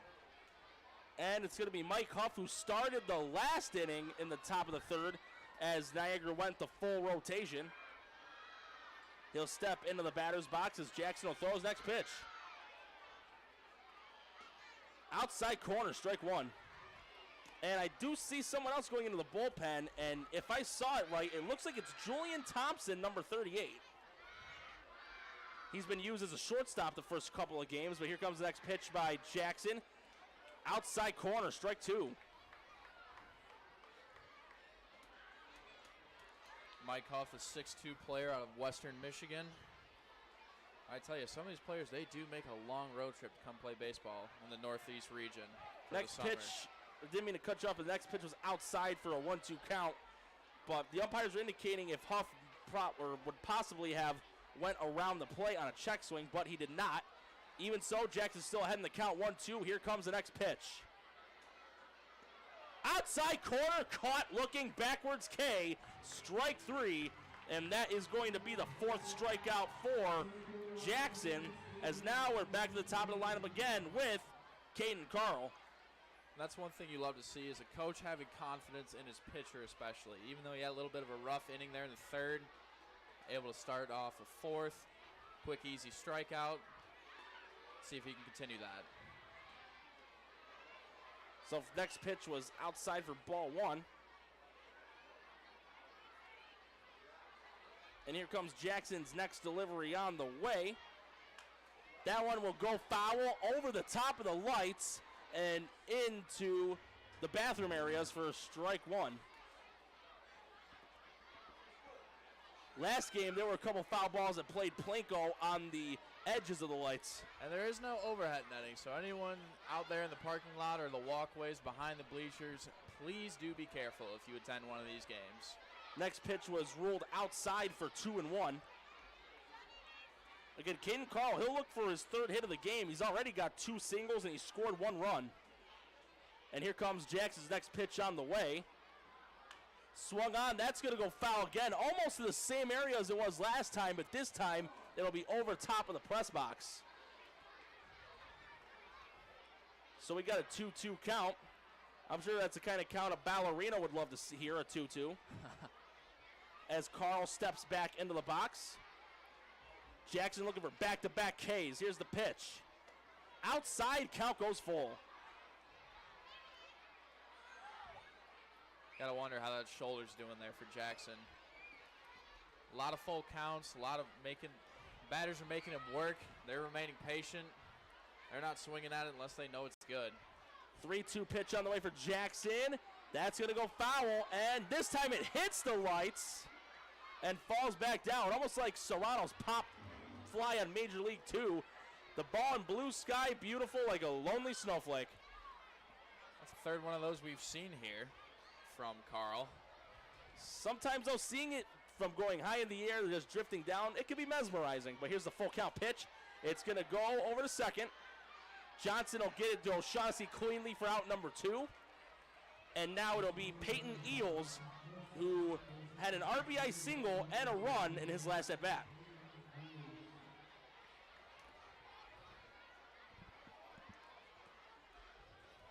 So Jackson 1 out away from his first 1-2-3 inning since the first inning. If this would be his last one pitched, that would be a very positive way to walk out.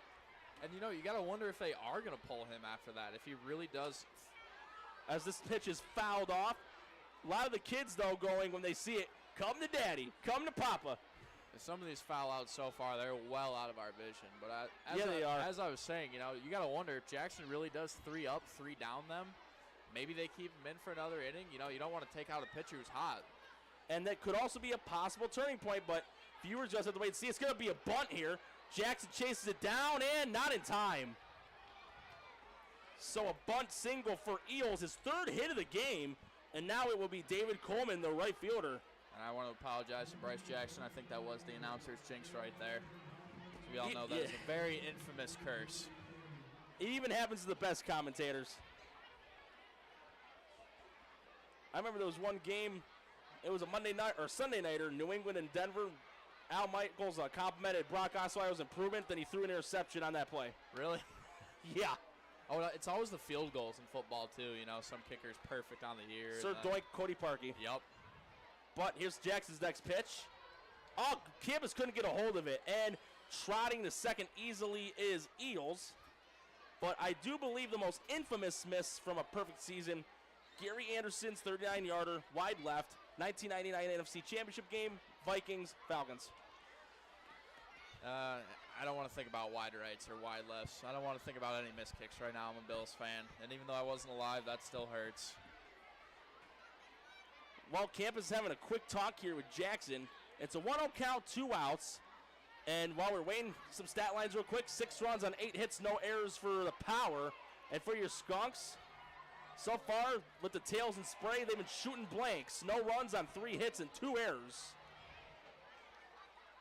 And really, those errors have been detrimental so far. The score would be slightly different, I would say, if I had to predict. The 1 run in the second inning was an error from Johnson to O'Shaughnessy on a wild throw. Wild throws, mishandles, you know, these are, like we say, these are routine plays. Here's the next pitch by Jackson, and it's another bad pitch. And heading to third is Eels. I want your take on that. Would you classify that as a bad pitch, or was that just a mishandle there by the catcher? Honestly, that was one that was low. It looked like that would have been a tough one, but usually, more often than not, Campus does stop those. I'm wondering if maybe it's a side effect from when he took that ball earlier in the game. That's what I'm thinking. Or it could be 50-50, or like quarterbacks and centers say, 90-10. But 2-0 count, 2 out, next pitch. Oh, he went around clearly, strike 1. Coleman tried to abort the swing, but was too late. They haven't exactly seemed to be on the same page here, looking for a little better team chemistry. Well, Coleman will get back into the box, trying to get Eels home, wanting to slither his way to home plate. Here's the next pitch. In the dirt again, and Eels thought about heading home. Now here's the game of rundown. Oh, he gets back safely. Wow. Shades of Mike Trout on that avoiding. And he's got to be careful. He was real close to running out of the baseline. Yes, there. he was. He realized he was in a pickle as soon as he started. Campus corralled that, and next thing you know, he was probably a good 15, 20 feet away from third base, able to juke out. Who is that over there? Cody Bay. Able to juke out Cody Bay, and just like that, he remains on base. But he is getting a large lead off. Yeah, the Skunks wanted looks like there's going to be a walk here. It's going to be an intentional walk on Coleman, and they're going to go with the next batter, which is Lobliner, the catcher.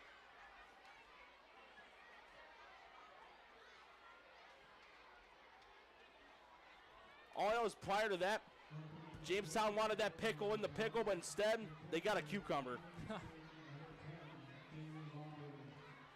And the way it was, maybe it was plastic. But right now, Lobliner, he's 1 for 2. His last at-bat, he had a 2 RBI single, and he also scored a run as well. That was when everybody in the rotation went up at least one time. Runners at the corners, 2 outs. Eels at third, and Coleman on first. Jackson's next pitch is on the way. Runner goes. Campus with a throw, and he got him. No, I beg your pardon. From my view, it looked like he got him, but missed his back, and Eels will score. And now the Power have a touchdown on the board, 7-0, and at least 1 run in the last 3 innings, respectively. Coleman dives under the legs of Nate Johnson over there as Nate Johnson tried to hop up over him and tag him as he went underneath, but not in the nick of time. And looks like this is a prequel to the sequel of the long and winding inning. There is a pitcher warming up for the Skunks right now. So the way it's looking, I do believe this will be Jackson's last inning of work should he get through this. Decides to backtrack to second to feign a pickoff so he could get time and come up with a pitch that he wants to end this inning. Once again, fans, top of the fourth. 0-1 count, 2 outs. Power up 7-0 over your Jamestown Tarp Skunks. Here's the next pitch. Fouled off over the press box for strike 2. Hopefully that doesn't hit anyone's food as they come back into the bleachers. Boy, that would be a shame. I'd hope I'd get a refund. Something happened to my wing dip fries. Oh, the buffalo fries? Oh, those look fantastic. No. They're delicious. But Jackson 1 strike away from getting out of this inning without any further damage. Here comes the next pitch.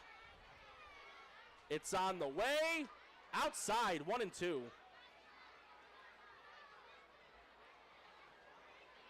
So 1-2 count now, 2 outs as Lobliner looks to extend the lead to 8 runs.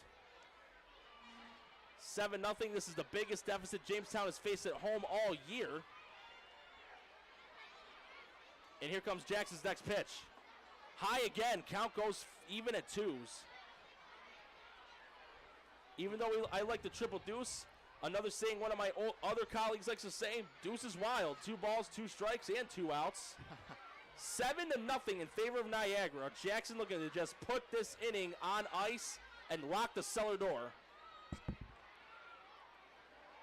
Here comes the next pitch. That looked like it hit him. We'll just have to wait and see the umpire's indication. Looks like it's just going to be an inside pitch, full count, and should Lobliner get walked, Ben Simmons would be the next batter up, and he's already been torching the Skunks. He's got a triple and a single. Well, this is really a flip of the script here, as the Tarp Skunks actually beat the Power 11-1 previously on June 3rd. Right now, a lot different story here. It's the Power in full control. Fouled off, count stays full. And again, we did talk about this a little bit before the start of the broadcast. Last year there was that 10-run rule after 7 innings. Now it got amended to a 10-run rule.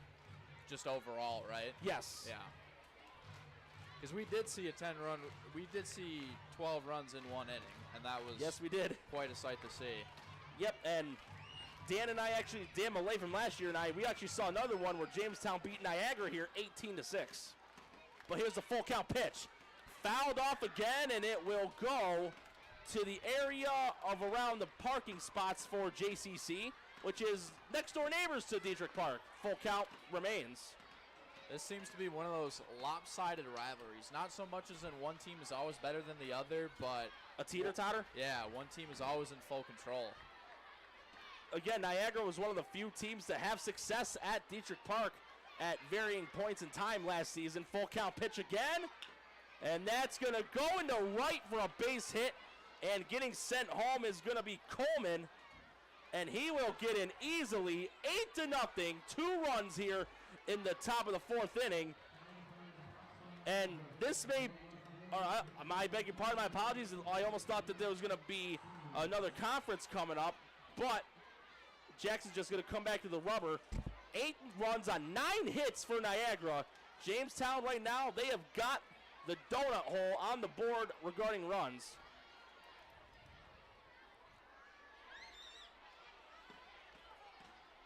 You know, after the first inning, what seemed to be, it was going to be a low-scoring game. Niagara said, hold on there, broadcaster. We got something to say about that. Here's the next pitch by Jackson. Outside again, 1-0. And again, there is a pitcher warming up in the bullpen for Jamestown. From my view, it looks like it may be Connor DeMoss, number 32. Because it does look like a number in the 30s. Next pitch on the way. Swing and a miss. Strike 1. Already, though, in just the 4th inning, Simmons is already halfway to the cycle. And for any viewers or listeners that don't know what the cycle is, that's when you hit a single, a double, a triple, and a home run in the same game. He's already got 2. Here's the next pitch. Outside, 2-1. And speaking of that, earlier this year in the MLB, Christian Yelich got his 3rd one, tied for the most ever. And what's coincidental is he's done all 3 against the Cincinnati Reds. Wow. As a Brewer. Pretty unfortunate. I believe 2 as a Brewer, 1 as a Marlin. Another guy that's got 3 is Adrian Beltre. But here comes the 2-1 pitch by Jackson.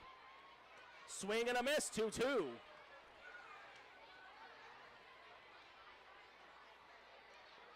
halfway to William Matar on the count. 2 balls, 2 strikes, and 2 outs. Jackson 1 strike away from just putting the inning to a finish regarding the top of the 4th.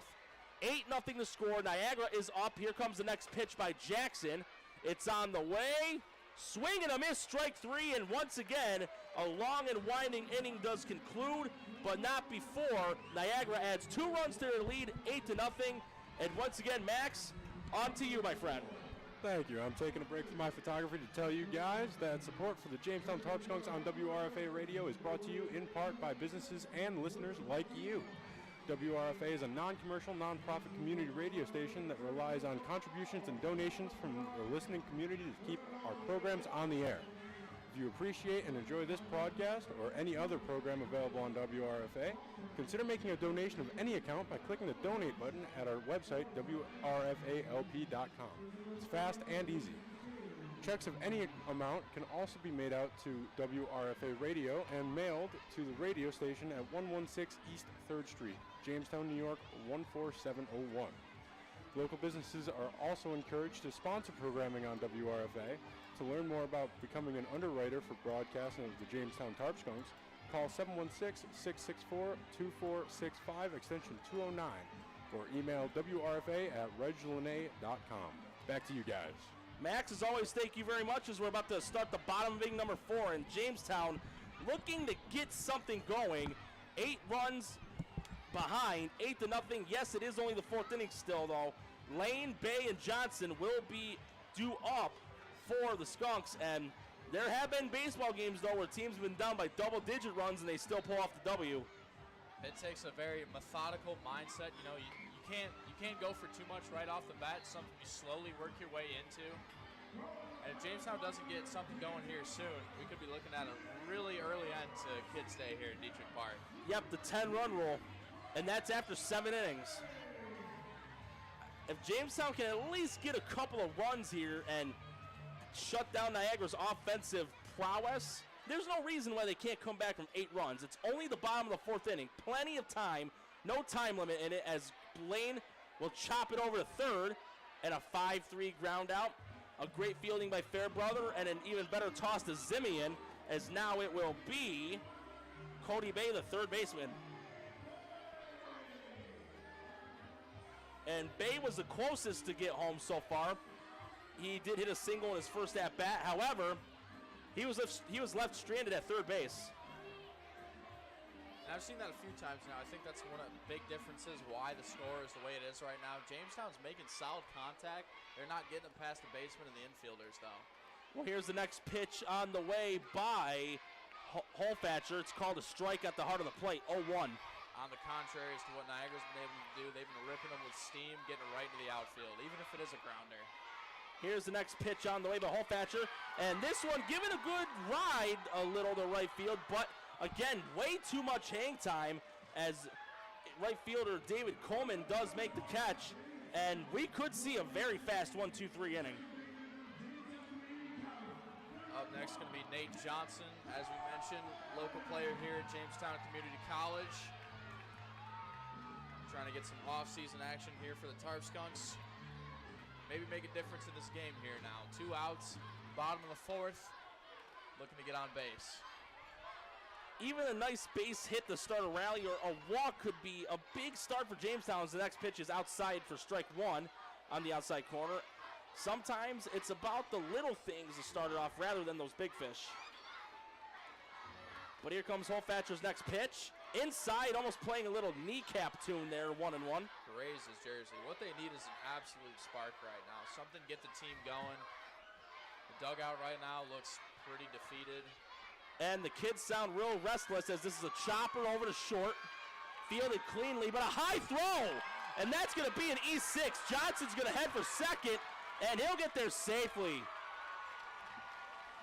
So could that be the break Jamestown needs? An E6 by Niagara, as it'll be Jack Davis up to bat, the DH. I gotta tell you, I think that was a little bit of a selfish play there. He kind of went for the hop as he threw it, and that caused the ball to float and sail right over the head of Alex Zimian. Yeah, and it ain't sending a telegram, it's throwing a baseball. Absolutely. But right now, runner on second. E6 advanced Johnson 90 feet. 2 outs. Jack Davis, again, who had 3 doubles the last home game just 2 days ago. Next pitch, it's going to be over to third. Gets fielded there by Fairbrother. Throw to first in time. And once again, a runner stranded on Gilligan's Island. 8-0 to score after 4 innings. But we'll be back with more Tarp Skunk action right here on WRFA.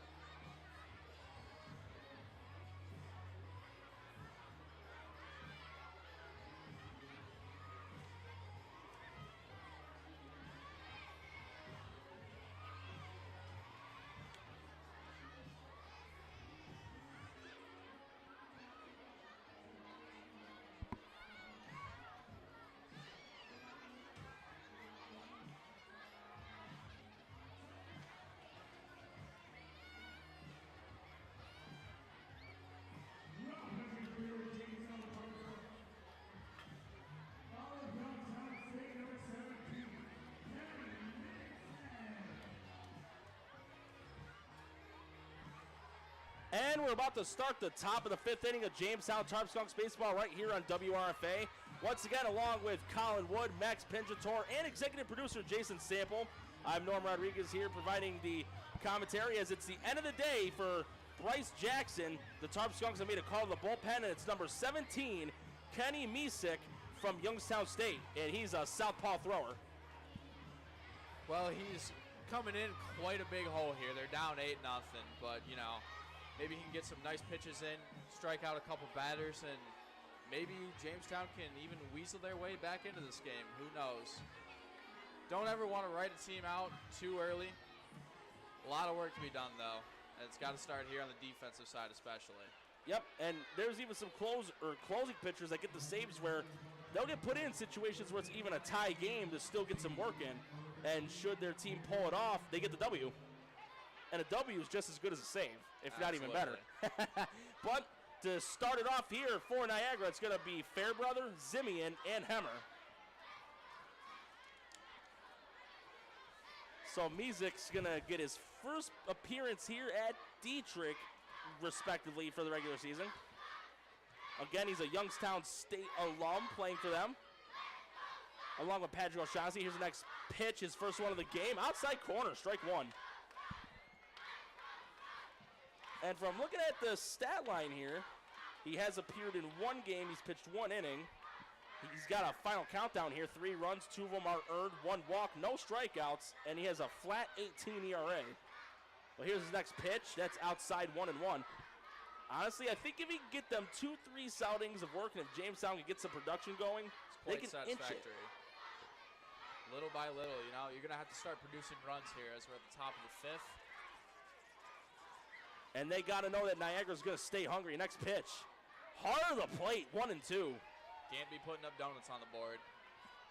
Yep, donuts, bagels, goose eggs, whatever you want to call. Big fat 0. So Misek getting a sign from campus.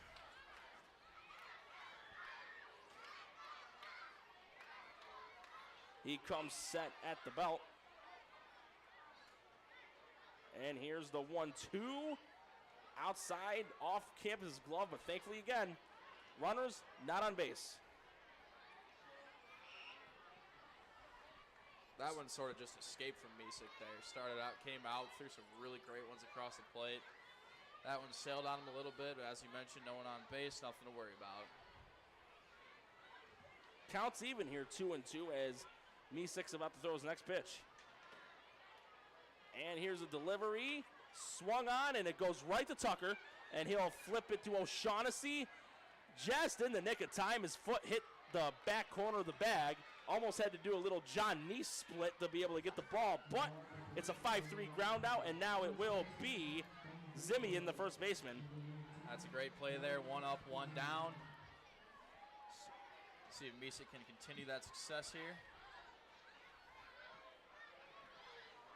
Again in the box is Zimian.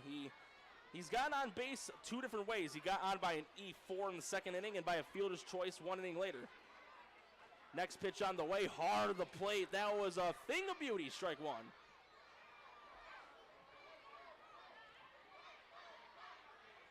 And we're here in the Let's Go Skunks. Even in spite of this deficit, you always got to enjoy the support of Skunks by the fans as the next pitch is swung on and missed for strike 2. 8 runs, 9 hits, and just 1 error for the Niagara Power. Jamestown, 0 with 3 hits and 2 errors. 0-2 pitch on the way from Misek. Inside corner, called strike 3, looking his first strikeout of the season. And now it's going to be Ken Hemmer, the shortstop. Misek, the 5'11 sophomore, as you mentioned, from Youngstown State, carries a stature a lot larger than 5'11. He appears to be down there on the field. Another great strikeout there. Maybe even a 3 up, 3 out here. Great way to start it out. That's what Jamestown needs, is a quick inning on the defensive side. Yeah. Keep that momentum rolling to the next inning on the offensive side. Even if it's just 1 scoreless inning, it's a positive start. Next pitch on the way, outside corner, strike 1. And from seeing him up here with you regarding his build, for me, it kind of reminds me, if I had to pick an MLB pitcher, Liam Hendricks, the closer for the White Sox. I think that's a great comparison, absolutely. Kind of on the tall side, bulky, and throws efficient pitches, which what we've seen from Misek so far is the next one's chop foul to the Skunk dugout for strike 2. Skunks looking for their first 1-2-3 inning since the top of the first. And that would be absolutely well-timed right now. Again, it's the little things sometimes that lead to the turning points, not always the big cat. Here comes Misek's 0-2. Outside, 1 and 2. Campus tried to frame it, but still came up a little crooked.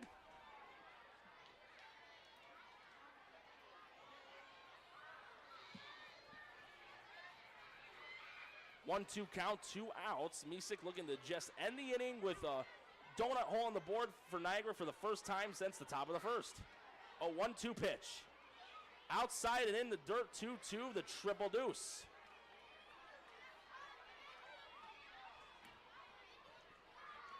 Again, Misek 1 strike away from getting a scoreless inning of work. He gets his sign from campus and comes set. And here's the 2-2. Fouled off into the Skunk dugout, and just like the Bob Seger song, the count is still the same. Hemmer's been struck out twice so far. One time got caught looking, the other one swinging.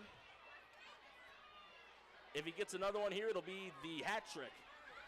Not a hat trick you want to show up on the stat sheet. Misek gets his sign from campus. 2-2 pitch on the way, 2 outs. Here's the delivery. In the dirt, count goes full. So, a pretty good job by Hemmer making Misek work to get out of this inning. And should he get walked, the next batter up would be Mike Huff, the DH.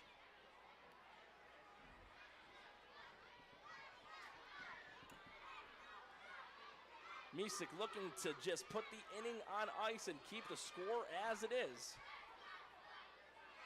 He gets the pitch he wants from campus, but a quick timeout called.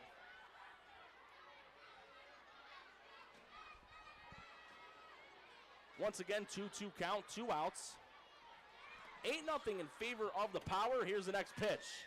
Swung on and a decent ride to left field, but goes right into the glove of Yogi Hardigan. Stealing another one of those base hits instead of the picnic basket. After 4.5, score still 8-0, and with that, we're going to send it on over to Max Pinchator. All right, thanks, Norm. Support for WRFA's coverage of Jamestown Tarp Skunks is brought to you in part by the Corporation of Public Broadcasting American Rescue Plan Stabilization Grant. The Corporation for Public Broadcasting is a private, non-profit corporation created by Congress in the Public Broadcasting Act of 1967. It is the steward of the federal government's investment in public broadcasting and the largest single source of funding for public radio, television, and related online and mobile services. The Corporation for Public Broadcasting works to ensure universal access to non-commercial, high-quality content and telecommunication services. It does so by distributing more than 70% of its funding to more than 1,500 locally owned public radio and television stations. For more information, call cpb.org. Back to you guys. As always, Max, thank you very much as we're about to start the bottom of inning number 5. Already with the score 8-0 in favor of the Niagara Power, as Holfatcher is going to get another inning. And so far he has been strong. He's held the mighty skunk bats to only 3 hits, trying to pepper the balls with some skunk spray all over the field. But again, they've just been shooting the blanks. Well, that was a superb inning we saw there by Misek, able to come in really cold out of the bullpen, able to deliver a few strikeouts. And to start it off, it'll be Campus, King, and Tucker. That'll be the top 3 we'll be seeing to start off the bottom of the 5th. Campus is going to bunt, and it's fouled off, strike 1. Even though Campus is a catcher, he is known for occasionally stealing bases, and he does do it with efficiency. So strike 1 on the mishit bunt. Jamestown looking to get their first run of the game. They're runless on 3 hits. And here comes Holfatcher's next pitch. Outside corner, strike 2. And I gotta tell you, Ken Hemmer and Peyton Eels are leaving a lot of leeway for Campus to drill this right between second base. If he can aim it at that right gap, here's the pitch. Outside, 1-2. This ball goes right along the pitcher's mound, maybe into one of these gaps. There's a lot of leeway here for him. Maybe he can take advantage of that. Count 1-2, nobody out. Campus looking to get a rally started here for Skunk Nation. Here's the pitch. Swung on, and that's a popper into shallow center field, but, dropped! And Campus is going to get a base hit, and it may have gotten lost in the sun there by Ken Hemmer. I think it also may have been a misjudgment because it looked like it was going to go to center field, but there is a little bit of wind that may have carried it back, and Hemmer just let it go like throwing a rock in a campfire. I don't know if Campus had some backspin, dark magic, what that was, but Hemmer just, like you said, misjudged that. It looked like maybe he lost it in the sun, but he had his glove out. It dropped about a foot in front of him. Another one of those routine catches, as you see Eels out there looking up, trying to shield the sun from his eyes. Maybe starting to play a factor for the outfielders here. Well, here comes the next pitch on the way. Heart of the plate, strike 1. 4th hit of the game for Jamestown. And that was a hit Campus needed because before that, he was only batting .95. He was under 100. He was only 2 for 21, so he's got it well over that now with his 1 for 2 stat line so far. Here's the next pitch, the King. Outside, 1-1. Not the conventional way of getting your average up, but he'll certainly take it. And it's kind of surprising because last season he was around the 280 mark, which for catchers is very impressive. Absolutely. Here's the next pitch. In the dirt, Campus gets back to first and almost another caught pickoff, this time by a pitch out. Count 1-1, nobody out, and Campus on first. Little over-the-shoulder tag there. I beg your pardon, I didn't mean to cut you off. It got corrected. It's 2-1. Little over-the-shoulder tag there by Zimian, not in time as Campus remains on first. Again, Campus, he does have good speed for a catcher. He might take off in the next couple pitches. Let's see here. Next pitch. King does hit it to shallow center. It's a 3-man race for it, and making the catch is Caden Carl. We could see a double play here. No! It bounces off the glove of first baseman Zimian. However, not far enough to get him to second base. But for that catch by Carl, give that man a gold glove. What a slip and slide catch there by him. Able to track it, get underneath it, and make sure that same mistake we just saw of Hemmer letting that one get underneath him, or letting that one get by him, made sure that didn't happen again. Got an out on the board for Niagara. And Tucker's back up the bat. He grounded out to first base back in his first at bat, and that was back in the third. His next pitch, this one's to left field, chasing it down and making the catch is Ben Simmons for the second out as Campus gets back to first. And now it will be the center fielder as we're back at the top of the lineup, Henry Martinez.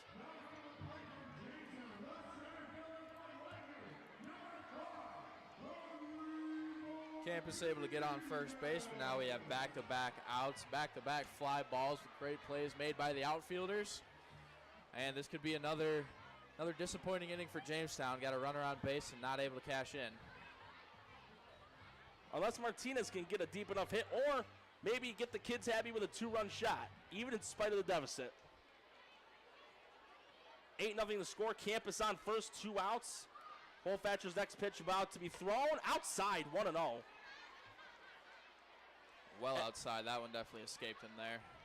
And again, Skunks fans, we're at the top of the hour. You're listening to Jamestown Tarp Skunks baseball on WRFA-LP 107.9 FM in Jamestown, New York. We have a 1-0 count, 2 outs. Campus on first base. Martinez up the bat. Holfatcher pitching a beauty on behalf of Niagara. And he gets his sign from Lobliner. And here's the next pitch. Inside corner. Count goes even at 1s.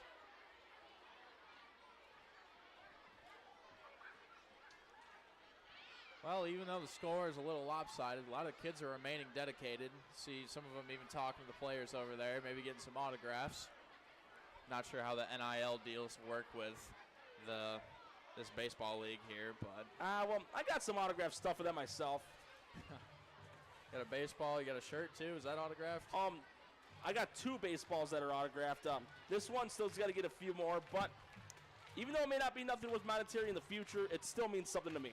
It's got sentimental value. Exactly. That's important. 1-1 count though. Next pitch by Holfatcher, and that's going to go into left center for a base hit.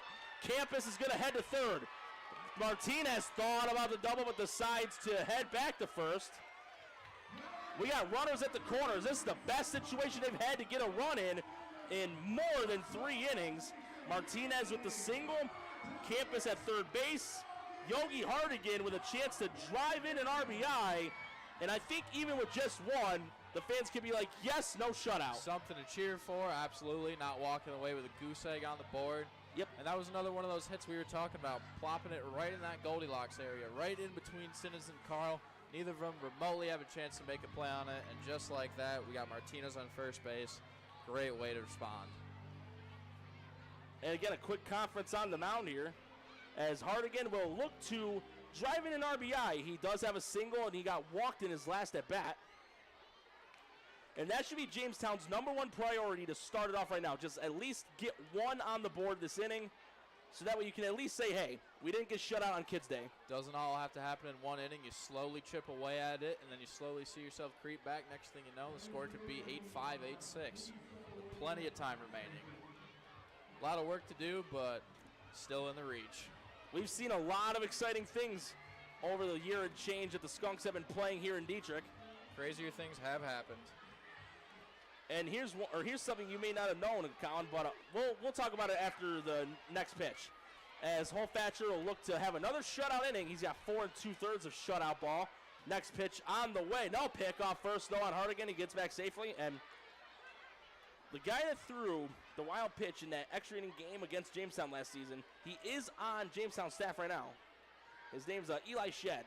He got a start last week, and he did a pretty good job. Got 5 strikeouts and just over 4 innings pitched. It's incredible. But the last pitch was outside for a 1-0 count. Already, though, we've hit the 2-hour mark in the 5th inning of baseball with the score still 8-0 in favor of Niagara. 2 outs, runners on the corners. Jamestown looking to get a run on the board. Chopper over the pitcher's head, fielded by second, and just out by an eyelash. And Jamestown will remain scoreless. That's 5 here at Dietrich. But stick around for more Skunks action right here on WRFA.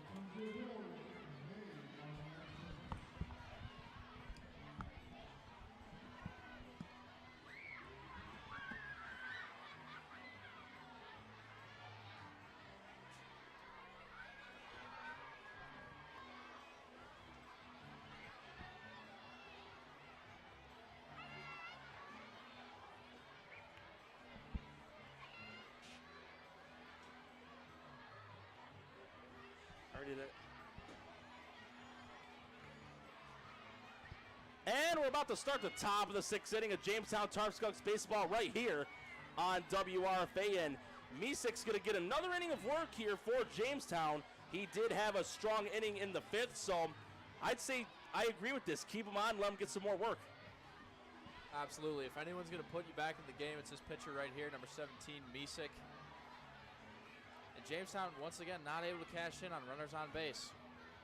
It's been the story of the game so far. They've been able to get some hits, 9-5 in favor of Niagara right now. They just haven't had the breaks that Niagara's had, and it's starting to kind of look like the cast of Lost with all these stranded base runners that we've seen for Jamestown. Plenty of stranded runners. Campus throws a second. That means we are back in action here. It's going to be Huff, Carl, and Eels to start it off. Huff will look for his first hit of the game.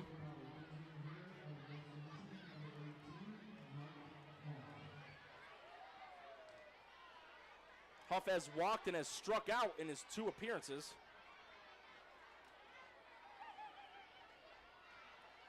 And Misik gets his sign, and here comes the next pitch. Outside and low, 1-0. Once again, score 8-0. Top of the 6th inning.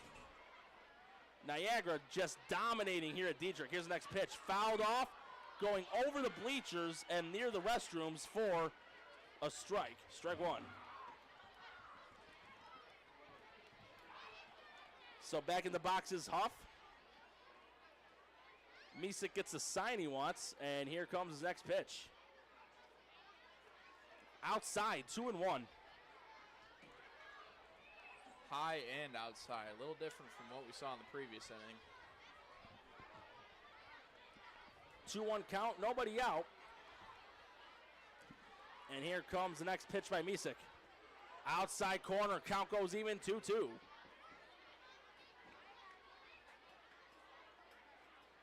And we do see a power pitcher in the bullpen right now, so it could have been Holfatcher's last inning in the 5th. Even so, because he pitched that minimum requirement, he will be eligible for the win as the next pitch is fouled by Huff for a 2-2 count that remains.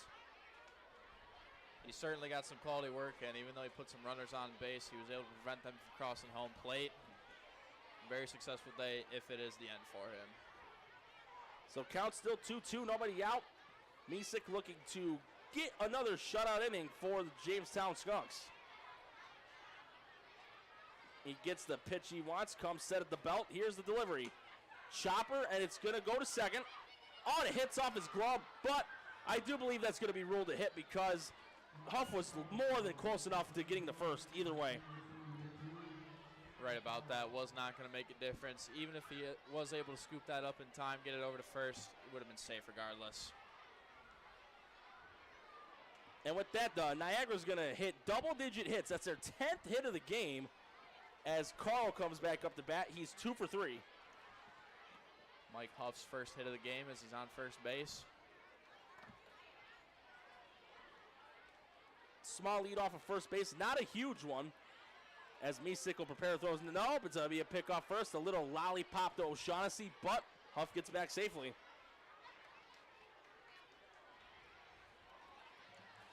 Carl gets back in the batter box. Misik gets his pitch that he wants to toss. Next pitch on the way. Fouled off and over the center part of the press box for strike 1.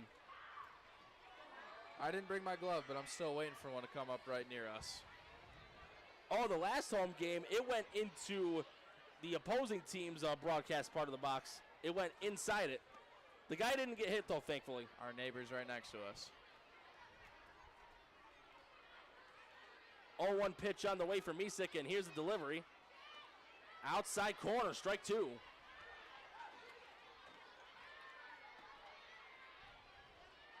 Once again, scored 8-0 in favor of the Power. Skunks have been uncharacteristically left scoreless as Misik gets his sign, 0-2 count, looking to get it out here, or even better, the pitcher's best friend double play.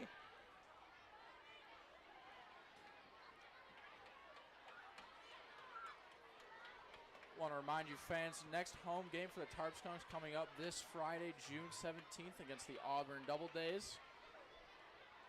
Tomorrow they will have an away game against the Elmira Pioneers. Next pitch on the way, and that's going to go over to second. They do get the force out down there.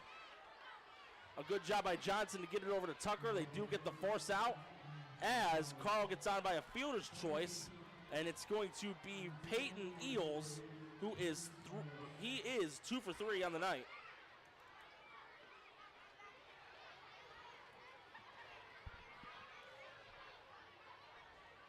And Jamestown will still take that, even though we didn't get the runner out. Even though we didn't get the double play, you still got one out on the board. And here comes Misik's next pitch, but not before a pickoff, and getting back safely is Carl.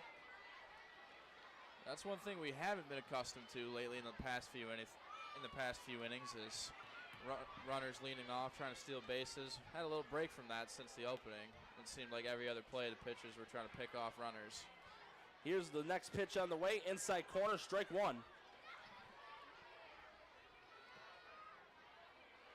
Once again, 8-0 here in favor of Niagara. Misik in his second inning of work in place of Jackson. And here comes the next pitch on the way, 0-1 count. But not before another pickoff attempt. From what I've seen, though, he hasn't been taking a big lead off the base. And personally, I'd be focusing less on the pickoff and more on trying to get this out. It certainly is sort of a lackadaisical throw from Misik, too. He's not really steaming it over there. Well, here's the next pitch. That one is hit fairly well to center field. Martinez under it, though. He does make the catch for out number 2. And now it will be David Coleman, the right fielder. Boy, just a little more juice on that one. We could have seen a 2-run homer there.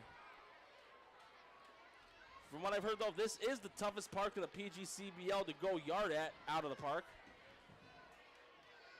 Is that because of the yardage? Yeah. Distance? Yep. Center field's 414 feet, and the edge is left and right. Right's 342 and left's 325.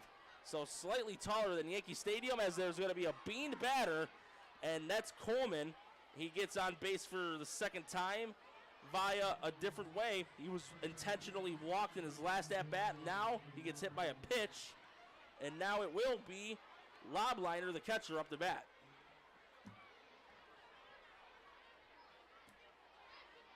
So Campus and Misik having a quick conference on the mound.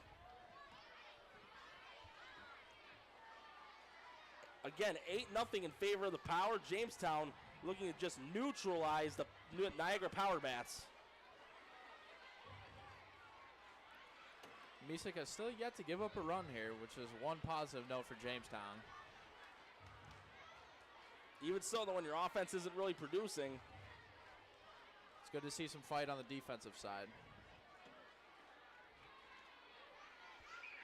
And here comes Misik's next pitch on the way.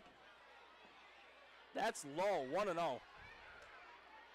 Even though we're only in the 6th inning, since the Skunks started playing at Dietrich, they have never been shut out at home. And that's a streak they're certainly trying to keep alive today. As here comes the next pitch on the way for Misik.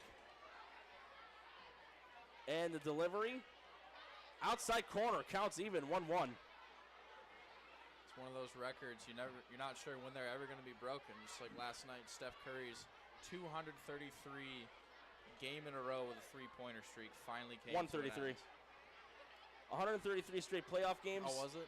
He went 0 for 9 last night. 1-1 count, 2 outs. Runners on first and second. Next pitch way outside, 2-1.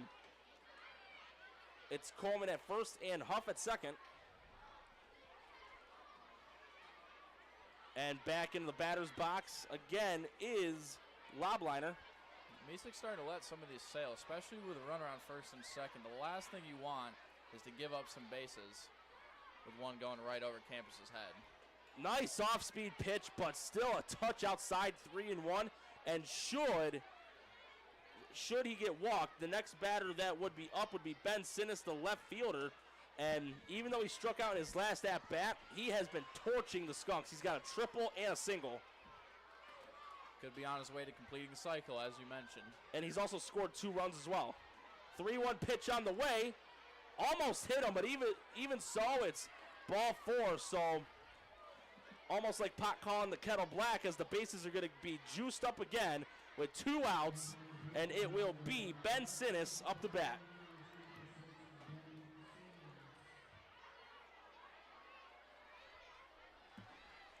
Again, Sinnis, he is 2 for 3. Triple, single, but struck out in his last at-bat. Niagara looking to try to hit the double figures, because getting 10 runs or more in baseball is always great to see. Misick gets his sign and comes set at the belt. Here's the pitch. Outside corner, strike 1.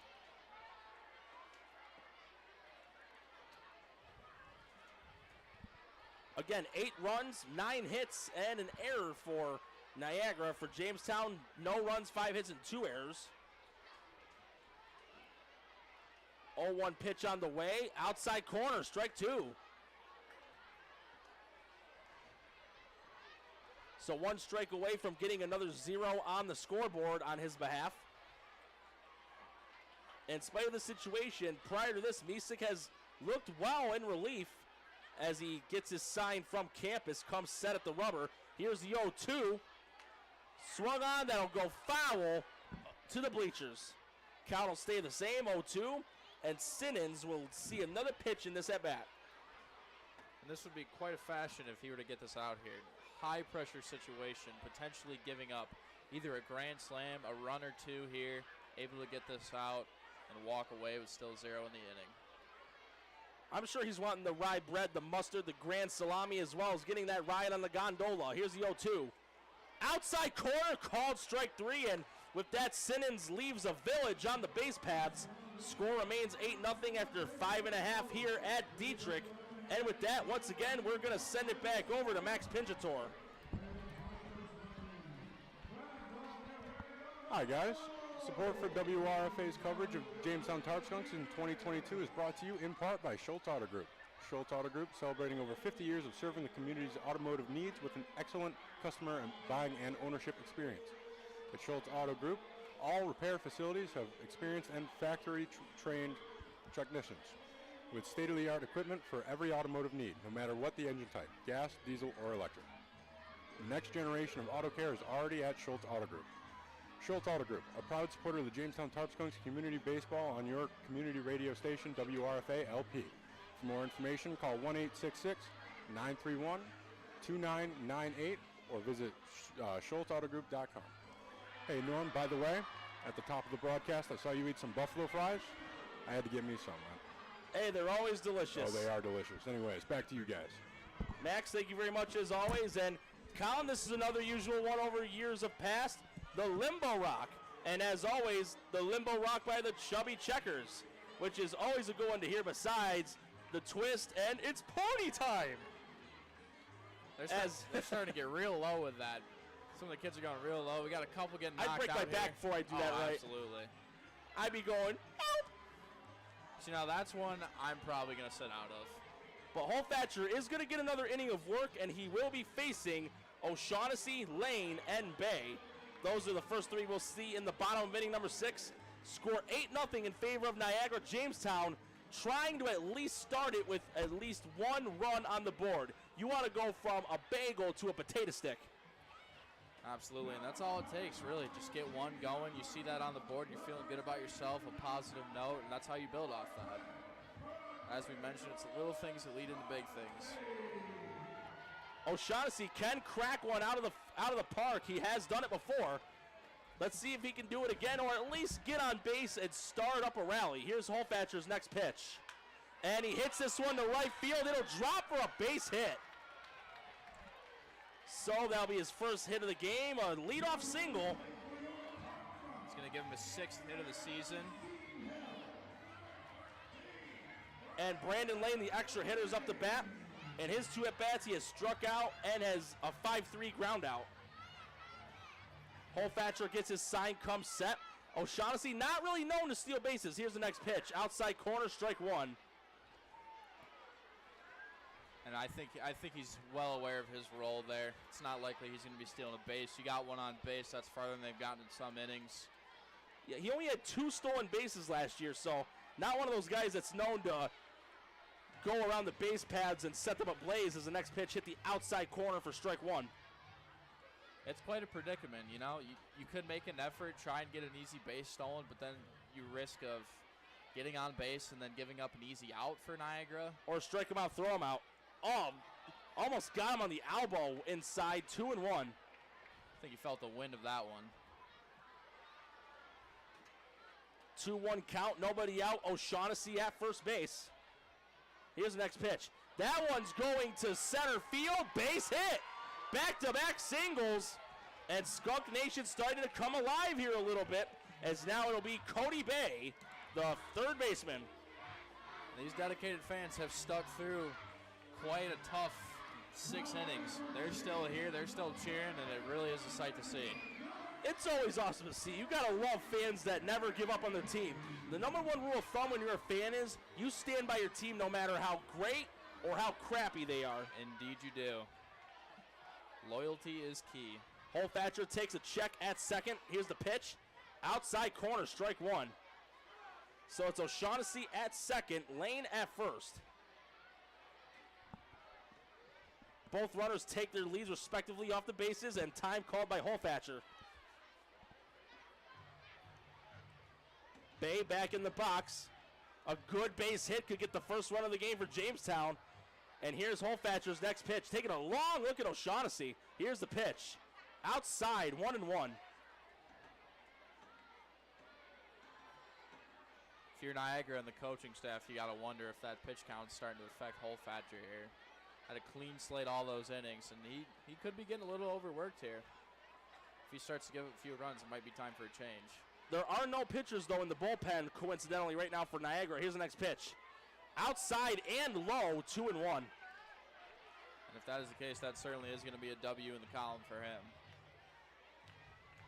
No runs on 6 hits and 2 errors here for the Skunks. They have almost as many hits as Niagara, but again, a mix of some mistakes and some lucky bounces going Niagara's way that Jamestown just hasn't been able to get. 2-1 pitch on the way for Holfatcher. Outside again, 3-1. And should Bay take the base on balls, even though it's going to occur anyway, the next batter would be Nate Johnson, the second baseman. Just like a lot of sports out there, it's a game of inches. Sometimes if you want the inch, you go the mile.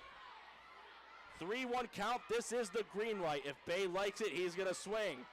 Here's the 3-1 pitch. Right down the heart of the plate, and we have a full count. 3-2 count, nobody out. Bay stepping out of the box to take a couple practice swings as he steps back in. Again, Lane at first, O'Shaughnessy at second. 3-2 pitch coming for Holfatcher. Fouled off, and it also hit off of the foot of Bay, so the count stays full. He just got a piece of that. Looked like it hit him on the initial pitch. That was a close call. I was thinking he was going to be walked there for a second. From my view, it looked like it hit the bat, then hit his foot. Even though we're side by side, it is a different angle of trajectory. Holfatcher escapes disaster there, as that would have been bases loaded with a walk. And Holfatcher has walked a couple of batters. Let's see here. He's walked 2. It's been a game of mainly control for him because, according to the stat line, he only has 2 strikeouts. But again, he's got the control of his pitches, and he's also had some solid defense too. And any pitcher he knows that can really put one over his head, he's not afraid to walk either. And we're hearing the fans again, mainly the kids here at Kids Day. 3-2 pitch on the way. Nobody out. Runners on first and second. Here's the pitch. Swung on. That's going to go to shallow right, and it drops. It's going to be a base hit. And the bases are going to be jammed up with nobody out. 3 consecutive base hits to start the inning. And now it's going to be Nate Johnson, the second baseman. But what's also not such a bad thing here for Holfatcher is all bases now are force at any. great thing here for Jamestown is no outs, so they have a couple go-arounds at this, see if they can finally get some runs to cash in. But that was a beautiful hit by Bay, drops it right underneath David Coleman out there. And just like that, Jamestown could get right back in this. You never know. Anything is possible, and there's still a lot of baseball left. We're only in the bottom of the sixth right now. And it looks like we're going to have a pitching change here. Holfatcher has been signaled out as the Skunks, they're known for this one for pitching changes, hit the road jack. A lot of MLB teams use it too, but we're going to take a look at who this jersey number is. It looks like it may have just been a positional change. So once we figure it out, we will let you know. And it looks like it is indeed number 26. That's going to be Alex Zimian. He will be now on the rubber for the Power. And we'll just have to wait and see who gets shifted to first. And according to the stat line here regarding pitching, Zimian in two games played, pitching, he's pitched 2 1/3 innings. He's only allowed 1 run. He's only walked 1 batter. He's struck out 4. Oh, no, I beg your pardon. He's walked no batters and struck out 1. And his ERA is at a solid 3.86. It's quite an interesting time to pull your pitcher if this is really what's going on here. You know, bases are loaded. This is a guy who was warming up in the bullpen a little bit, but you put him in a high-pressure situation. I get it. They got a comfortable lead right now built, but this could turn ugly really quick for Niagara. It could. Just like what we saw in that Newark game last season. McKinley Scott, the starting pitcher for them, 6 solid innings of work. They were up 1-0. Then Jamestown had a 1-1 tie, and then after that, 5 bullpen pitchers, the Category 5 Hurricane calling the FEMA for disaster. But you never know. This is Niagara. This ain't Newark at the same token. And if any of these 3 runs score, they will be charged to Holfatcher. These are inherited base runners for Zimian. And it was all downhill from there for Newark. I remember it like yesterday. It was a glorious broadcast. Great pitching, and then they just could not find their guy on the mound after that. But Johnson's about to come into the batter's box. And it looks like now at first base will be Simmons. Which means they're going to be changing left field, too. We'll just have to wait and see what it is. Not quite sure who that is out there. He's far away from us, so we'll let you know as soon as we know, folks. But right now, it's going to be Johnson coming up to bat. He got on base by an E6 in the 4th inning and was left stranded on second base. Not even drawing SOS on the dirt would have saved him from getting home.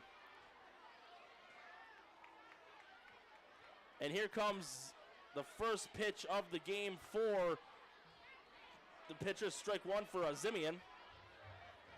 Hit the outside corner. And again, this is a force out at any base. So if it's a grounder to the pitcher, he'll just throw it back to the catcher. Here's the pitch. Outside, 1-1. And we're still hearing the Let's Go Skunks. And it looks like some kids are exiting. Sometimes when it's near the end of the day, you'll have to leave early. But the good thing is it's at the later part. Next pitch, outside, 2-1. Well, you know, they stuck it out for as long as they could, but it seems they got plenty of things to do. They get to enjoy their last day of school, and school's out, summer's in. Next pitch. That's going to be a grounder, and here's the pitcher throwing it home. He's safe, and O'Shaughnessy heads home. Oh, no, Bay overran. They might get him here at second, and here's a game of in a pickle. Hugh, leave it to Beaver. Everybody running, and the lane's going to get tagged out. Bay advances to third. Even in spite of the 1 out, O'Shaughnessy scores. We have a run on the board. No shutout for Niagara. Jamestown gets a run in. 8-1 now the score in spite of that comedy of errors. What an absolutely wild play those. Hey, tried to make it home. Realized he wasn't getting there. Turned back. By far the most exciting play we've seen all day, Norm. Yeah, I'm checking who's on what. It's almost like Abbott Costello. Who is the guy that's on first? I'm trying to pick out and point who's where. Bay is on third. And I believe Johnson's on second. Yes, he is. As the first pitch was inside for ball 1.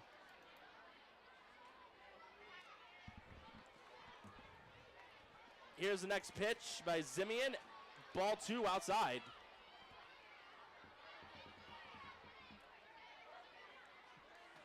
And it's Jack Davis, that's the batter. He's 0 for 1. He's been hit by a pitch, and he had a 5-3 ground out. As we mentioned, O'Shaughnessy finally get the Tarp Skunks on the board, though. Next pitch hits the outside corner for strike one. Again, a bit of a snafu on the board here, but it's 2-1. Only one out. Bay at third, Johnson at second. A base hit could make this 8-3. Here's the next pitch by Zimian. In the dirt. Bay's heading home, and he's going to get there easily. Going station to station. How about a second run here in the inning? And Jamestown starting to inch back a little bit. It's gone from 8-0 to 8-2. As Davis, even with a sac fly, can get a run home. Still only one out here, and this is what we talked about, you know. You get a couple runs in one inning, you're right back in it. At least the kids, though, got to see a couple runs on the board for the Skunks. Absolutely. Here's the next pitch. Outside corner, count goes full. Once his at-bat concludes, it will be Campus up next. He is on deck. Next pitch. Swing and a miss, strike three. First strikeout for Zimian, and now it will be Johnny Campus. Well, Jamestown can feel a lot better about themselves going into the end of this inning, whenever that happens to be. They finally got some runners to walk across that home plate. So Campus about to walk into the batter's box. He steps in, and Zimian wanting that right sign from Lobliner. Here's his next pitch. Swung on, and that is to right field, but too much hang time. A lollipop gets caught for the third out by Coleman. However, the Skunks do get 2 runs on the board. They cut their deficit to 6, 8-2, but stick around for the 7th inning and beyond on WRFA.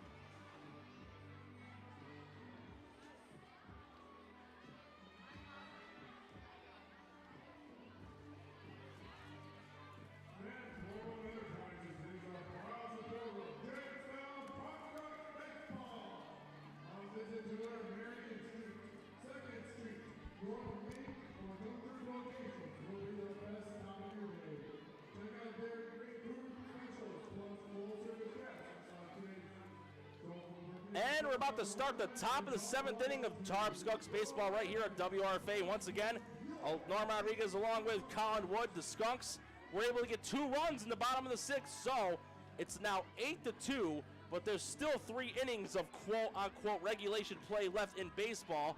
So they still got a chance to cut the deficit down, but they need to put some cement on these Niagara bats, excuse me. And absolutely, you take that momentum you got from the bottom of that 6th inning, then you transcend that into the top of the 7th here. See if you can see if Misek can have a solid inning. He's been pretty good in his outing so far. I don't want to jinx him because I've been guilty of an announcer's jinx so far already. But just like that, Jamestown has the ability to inch their way back in the game. We'll see what happens here. It's going to be Fairbrother, Zimian, and Hemmer to start it off. And especially now that Holfatcher's been pulled for Niagara, Jamestown might be able to take advantage of the new pitcher in the game for the rest of the time being. So far, Misek, 2 scoreless innings in relief. About to start his 3rd inning of work. Here's the next pitch. Outside corner, strike 1.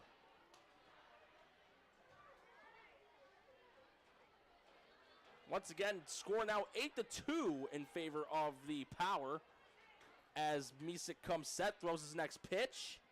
In the dirt, 1-1.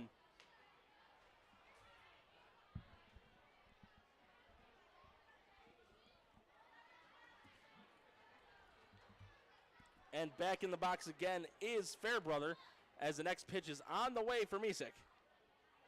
Swung on, fouled off, goes to the back end of the press box. 1-2. And suddenly it goes from being packed up to being around on the empty side. And the stands have definitely emptied out as the game has gone on. I think the kids were starting to get a little impatient, but I think they did certainly enjoy it. You know, they got to see some exciting baseball, see some great double plays, some great hits. Next pitch is in the dirt, 2-2. And right now, I just looked up at the scoreboard. The hit count is 9-8 in favor of Power. You know, from seeing that without seeing the runs, you'd think this is a lot closer of a game.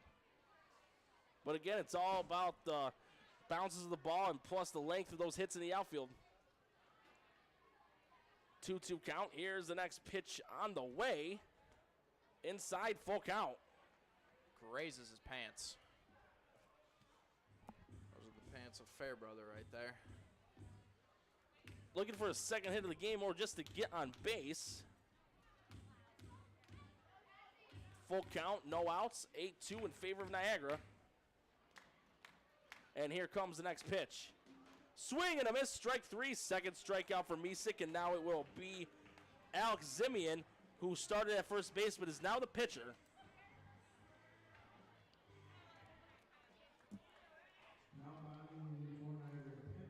I got to wonder what the FanDuel odds were when this game started, and now as we've gone on, I'm thinking it's plus a couple thousand for Jamestown, but, you know, you might want to go place that bet now if you're ready, folks. Well, here's the next pitch by Misek. It's a bunt, and it goes foul. So strike 1.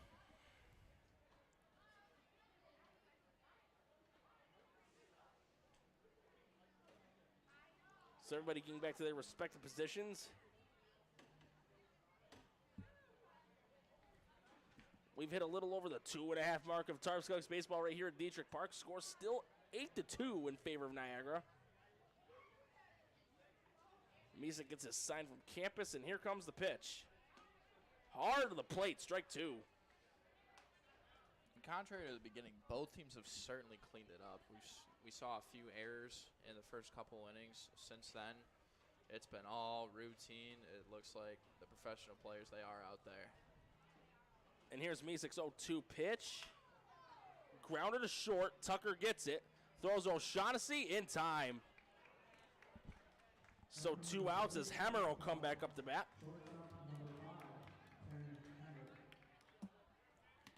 So nearing a 1-2-3 inning,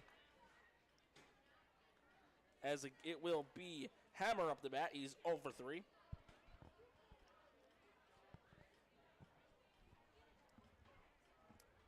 And he'll step into the batter's box as Misek will prepare to throw his next pitch. He gets a sign from campus. Here it comes, and this one is hit pretty well to center, but Martinez will get under it, and that's going to be a 1-2-3 inning in the top of the 7th. We've hit the 7th inning. We've hit the 7th inning stretch, score 8-2. And with that, Max, back to you. Hi, guys. Support for WRFA's coverage of the Jamestown Tarp Skunks baseball for the 2022 season is brought to you in part by the Chautauqua County Industrial Development Agency. Chautauqua County IDA is an economic development organization authorized and empowered by New York State to make Chautauqua County a better place to work, live, and visit. The IDA facilitates development by attracting new businesses while also promoting retention and expansion of existing businesses. And it offers businesses assistance in the forms of tax abatements, low interest loans, and bond financing, all of which enhances the opportunities for job creation and retention by our businesses. The Chautauqua County IDA, a proud supporter of Jamestown Tarp Skunks baseball and WRFA. For more information, call 716-661-8900 or visit ccida.com. Back to you, Norm. Max, as always, thank you very much as we hear the Take Me Out to the Ball Game. Not quite like Harry Carey, but it is the Skunks way of doing it. A couple players accompanying Scotty James on it. Man, I love Scotty James. One of the guys was Ian Korn. Ian Korn and Scotty James, they have to make a dynamic duo. I will say that. Everyone knows Scotty. And, and Krause was out there, too, the closer. Scotty James, he was my the manager for my high school football team. Really? Oh, yeah. Oh, I've known Scotty a long time, too. Between JCC athletics to high school broadcasts to this. But last pitch about to be thrown here by Zimian. For warm-ups, he's getting another inning of work, and he will be facing King, Tucker, and Martinez. Jamestown did get 2 runs in the bottom of the 6th inning, and they have an opportunity to climb back a little bit further as they have their third consecutive scoreless and forced defensively. You know, if we do the math right, they get 2 runs in the next 3 innings coming up. We could potentially see a 10th inning. That's also, keep in mind, they would have to hold Niagara scoreless, which is a tall task, but definitely not out of the picture. King fouls off the next pitch for strike 1.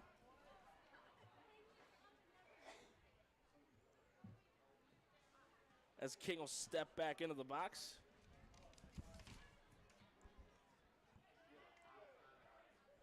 Next pitch on the way is outside for ball 1. The atmosphere has certainly quieted down on this cool and breezy day. Yes, it has.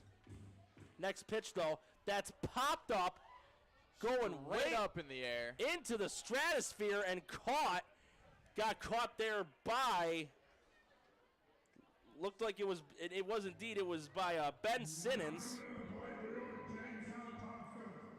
Came all the way over from first to track that one that went absolutely straight up in the air. Went about 10 feet forward and 100 feet high. Yeah, it did.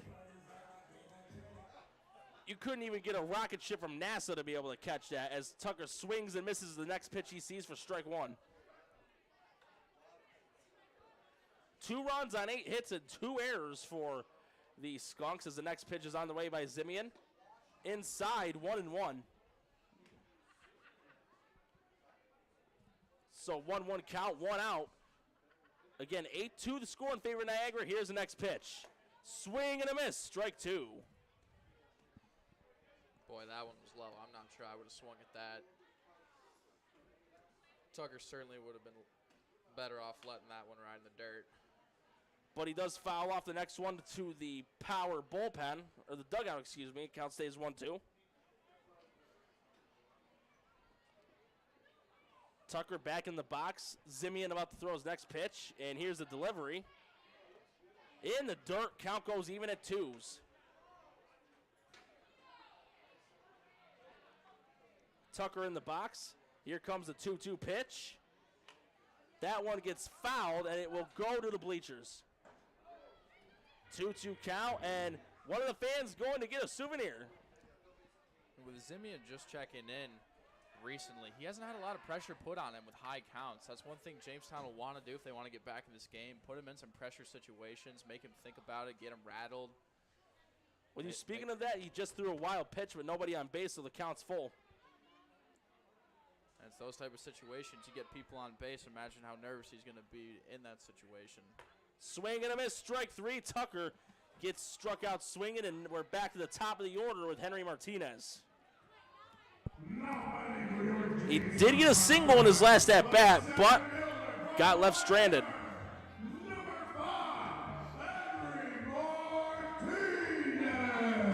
So Martinez about to step back into the batter box. He is 1 for 2. He's walked, he's flown out the left, and he's hit a single. Here's the next pitch by Zimian. Hard to the plate, strike 1.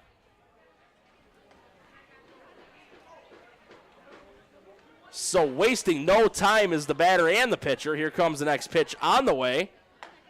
Hard to the plate, strike 2. So 1 strike away from a 1-2-3 inning, and we'd be having back-to-back. And here's the next pitch by Zimian. Swing and a miss, strike 3, back-to-back strikeouts to end the inning for Zimian, and that completes 7-4 here at Dietrich. Back-to-back 1-2-3s, 8-2 the score, but stick around for the conclusion on WRFA.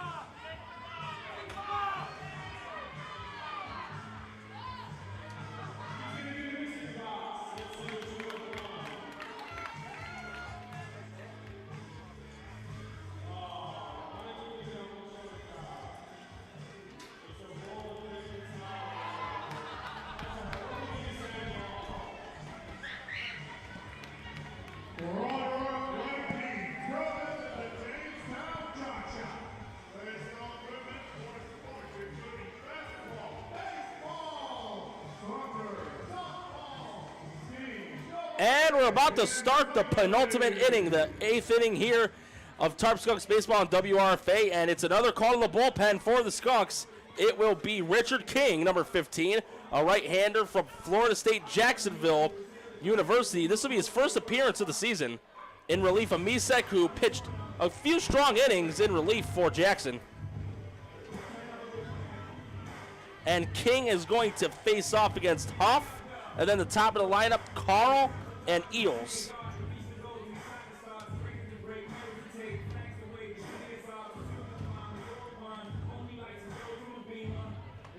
So we're just waiting for the warm-up pitches to conclude. Florida State Jacksonville, number 15, Richard King. 8-2 still the score. Jamestown down to their last 6 outs as they're in a 6-run hole. 8-2 as the warm-up pitches are about to be concluded soon. Again, it's going to be Huff, Carl, and Eels to start it off. You know, I'm sort of digging this soundtrack we have going here. Heard a little Def Leppard in the timeout. Well, it looks like we're about to have a pinch hitter, though. And it's number 3. It's a right-hander from Iona University, Nick DiCarlo, number 3.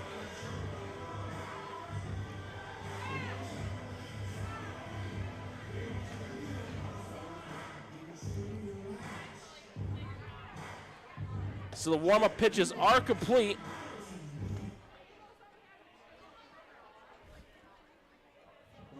Stepping into the batter's box again is Huff. All right, no, it is going to be indeed DiCarlo, so he will be pinch hitting. Again, 8-2, 8 runs on 9 hits for Niagara. So DiCarlo's pitch hitting for Huff. Here's the next pitch on the way in the dirt. 1-0.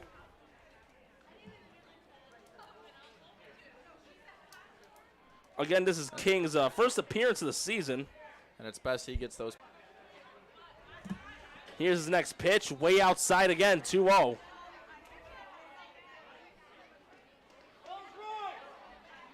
DiCarlo back into the box. And here comes the next pitch by King. Fouled off, strike 1. And from his stat line this year, DiCarlo, only 1 for 19 on the season. And he's walked 1 time. First action we've seen from anyone for Niagara outside the normal 9. So 2-1 count, nobody out. 8-2 still the score in favor of the Power.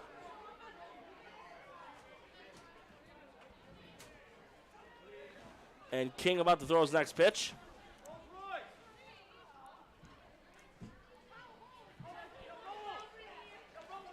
And here's the delivery. That one is hit to shallow left. Bay going under it, makes the catch for the first out. And we're going to be back to the top of the lineup with Caden Carl.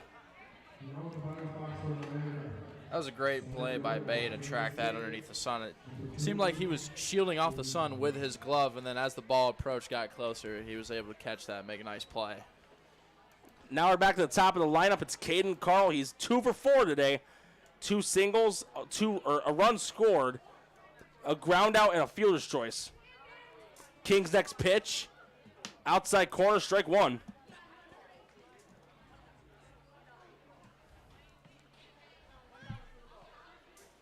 So King back on the rubber, getting the sign he wants. Carl started off with some early success, then he was the victim of a 4-3 ground out, and then flew one out to center field that was caught. Last pitch, though, was fouled back for strike 2.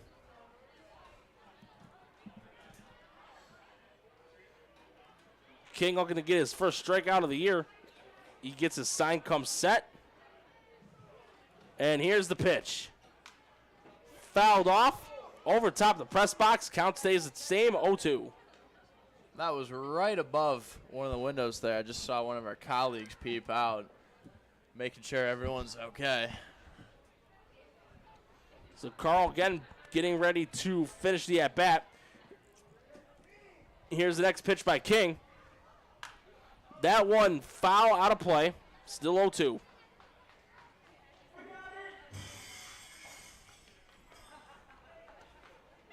So King gets the ball from campus. He gets the pitch he wants. And here's the pitch. Swing and a miss, strike 3. First strikeout of the year for King, and now it'll be Peyton Eels, the second baseman. Carl swung so hard he spun himself around, which ultimately led to Richard King's first strikeout of the season. So Eels back up to bat. He's 2 for 4. 2 singles, 2 runs scored, and 1 RBI. 2 outs on the board, no one on base. Looking like a successful inning for King so far. Here's his next pitch.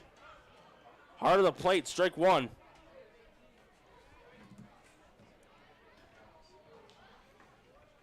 So Eels back in the batter's box. King getting a sign from campus. And here's the pitch. Skips in the dirt, 1-1.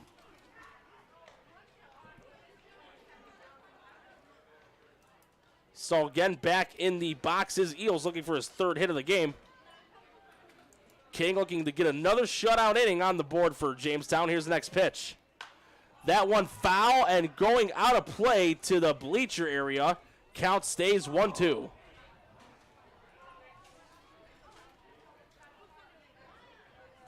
So Eels again about to step back into the box. 1-2 count, 2 outs. King looking for that right one, shaking off a couple from campus. Now he gets the one he wants. And here comes the next pitch. Called outside, 2-2. Boy, that was close, and that was on our side, too, of the plate. It's a good thing I'm not an umpire. Not as easy of a job as it may seem. No, sir. But even count, 2-2. And they're calling a swing and a miss, strike 3, and heading to first easily will be Eels. And now it's going to be Coleman up to bat, the right fielder.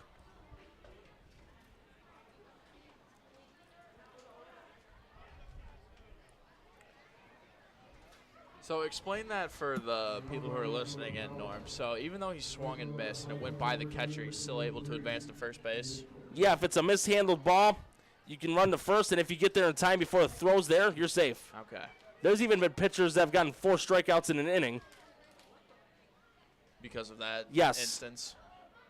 Steal attempted, but Campus not fooled as the first pitch was in the dirt for a ball as King gets it back from Campus. And, yeah, one of the most recent pitchers to actually do that was Bobby Witt, and that was back in the 90s. But King back on the rubber again. Here comes the 1-0 pitch. Outside corner, strike 1.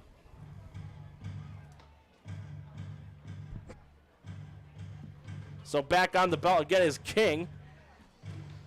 Won't be able to get the 1-2-3 inning, but still could put another 0 on the board. As more people are heading for the exit now, it's the dedicated of the dedicated still sticking around here at Dietrich Park. Here's the pitch. That one is to right. King chasing it down. Can't quite make the catch. Hit the ground before he was able to make it. And safely to third. On the way is Eels. And that's going to be a single for Coleman. And it's his first hit of the game. And now it'll be Lobliner, the catcher, up to bat. Another one of those game of inches plays. Jordan King that far from getting the 3rd out of the inning. And just like that, runners on corners. And Richard King is in a pressure situation now. Well, the good thing for him is there's 2 outs. That was Niagara's 10th hit of the game. Up 8-2. Runners at the corners, 2 outs. As Lobliner steps in the box. He's 2 for 3, 2 singles. He's also walked. But his first at bat, he grounded out from third to first as the next pitch is inside for ball 1. So King back on the slab again. 1-0 count, 2 outs as King looks to stop the inning from getting any bigger of a lead for the Power. Here comes the next pitch. Outside, 2-0. And maybe potentially make one final push at tying up this game or even taking the lead. Never want to count out our Tarp Skunks. We'll count 2-0. Again, runners at the corners, or 2 outs. King looking to avoid more runs coming in for Niagara. Here's the pitch. Fouled off, strike 1, excuse me. So fresh ball being tossed over. And back into the box. Again is Lobliner. King gets his sign. Here's the pitch. Popped up into the infield. Gave him by got it. O'Shaughnessy goes for it, makes the catch. So, no run score. Score still 8-2 after 7.5. And looks like we're going to pass this one over to Jason Sample. Yes, it is I, Jason Sample. You gentlemen are doing a fine job. Thank you very much for bringing our listeners back at the in Jamestown and around the community. This ball game for the afternoon, a beautiful day for baseball. Taking a break from action to remind our listeners about the WRFA Great American Picnic happening 1 week from today on Tuesday, June 21st. It is the first day of summer. We're going to celebrate with 4 hours of music from 5 to 9 o'clock at the Southern Tier Brewing Company, our annual fundraiser now in its 10th year. Would have been the 11th had it not been for a pandemic a couple of years ago. All the same, we are going to be back on June 21st at Southern Tier Brewing Company. $20 gets you in. It'll get you 2 drink coupons and a chance to win our door prize featuring all kinds of items from local businesses in the downtown community. And we have plenty of live music featuring artists from the Rock and Roll Hall of Fame. There's all kinds of music being performed from the likes of Gary Peters Jr., Cindy Love and her friends. We've got Cold Lazarus. We've got Backlog. We also have the Porcelain Bus Drivers. We have Chris Lee from We Speak Canadian doing his thing with his all-star group and plenty more as well. Stop on by 5 to 9 o'clock a week from today, Tuesday, June 21st, at the Southern Tier Brewing Company. We hope to see you there. For more information, go online to WRFALP.com or go to the Reg Lene website and buy your tickets in advance. They'll also be available at the door. Reg website is reglene.com. With that being said, I'll hand it back over to both Norm and Colin, doing a fine job, and they'll bring you the final inning and a half of this ball game. Gentlemen, take it away. Jason, as always, thank you very much. And what Colin and I thought would probably be a 10-run rule after the 7 innings. Thankfully, the Skunks do avoid the shutout. They get 2 runs in the 6th. However, they are running out of time. They're down to their last 6 outs. They're down 8-2, as it's going to be Hardigan, O'Shaughnessy, and Lane starting it off. It's going to take a miracle, honestly. You know, the Power had 8 runs in their first 4 innings. Since then, they have been held scoreless. Skunks putting on 2 in the 6th. Well, here's the next pitch by Zimian, and it was low for ball 1.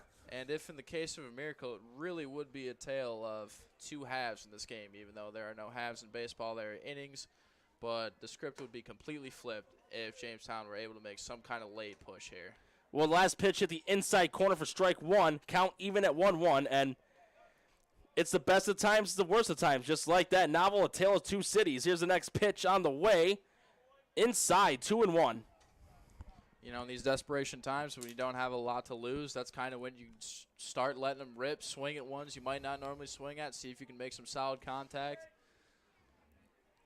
And here's the next pitch on the way. That's going to be a chopper. And getting fielded by Short, but not in time. Hardigan with another infield base hit. E for effort for Hammer, but was unable to get it to first in time. And Hardigan, the absolute speedster, was not going to be denied that hit. I mean, he ran to first base like his life depended on it. And it went from a loud group of kids to just almost dead silence. And that's pretty weird. And all I know is it's not quite as silent as the silent movie from the director Mel Brooks, where only one word was said, no, by a French mime.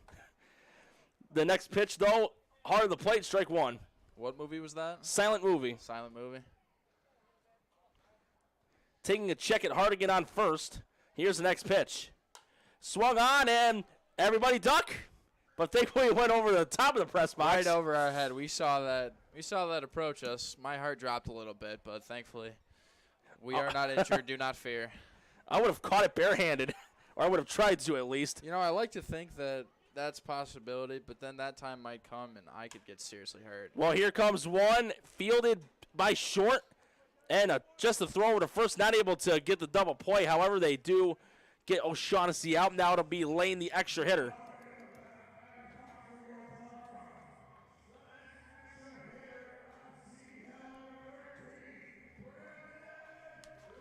So Brandon Lane, he hit a single in his last at bat, but he was the guy that was out on that rundown when O'Shaughnessy scored, where everybody was playing the guessing game on bases. As this was popped up, it's still in playable territory. Underneath it is the first baseman, and it is Zamino who makes the catch, or Zimian, excuse. Or no, I beg your pardon. It's Simmons now. He's the one that made the catch at first. So Cody Bay up to bat now. And ever since that single, by Hardigan, it's been a ground out and a pop out to first. So Cody Bay, who scored a run in the 6th inning, he's got 2 singles, and he's also flown out to right. This one's hit pretty well to left field. Is it going to drop? Yes, it will. Bay's going to extend this to a double, and he'll do it standing up. 3rd hit of the game for Cody Bay. And just like that, Tarp Skunks on the board again. We got ourselves an 8-3 ball game. Now it's going to be Nate Johnson up to bat. If they're going to ever update the scoreboard. So Johnson in go. the batter's box. And a run did score as well on that play, so it makes it 8-3. And here's the next pitch. Hard of the plate, strike 1.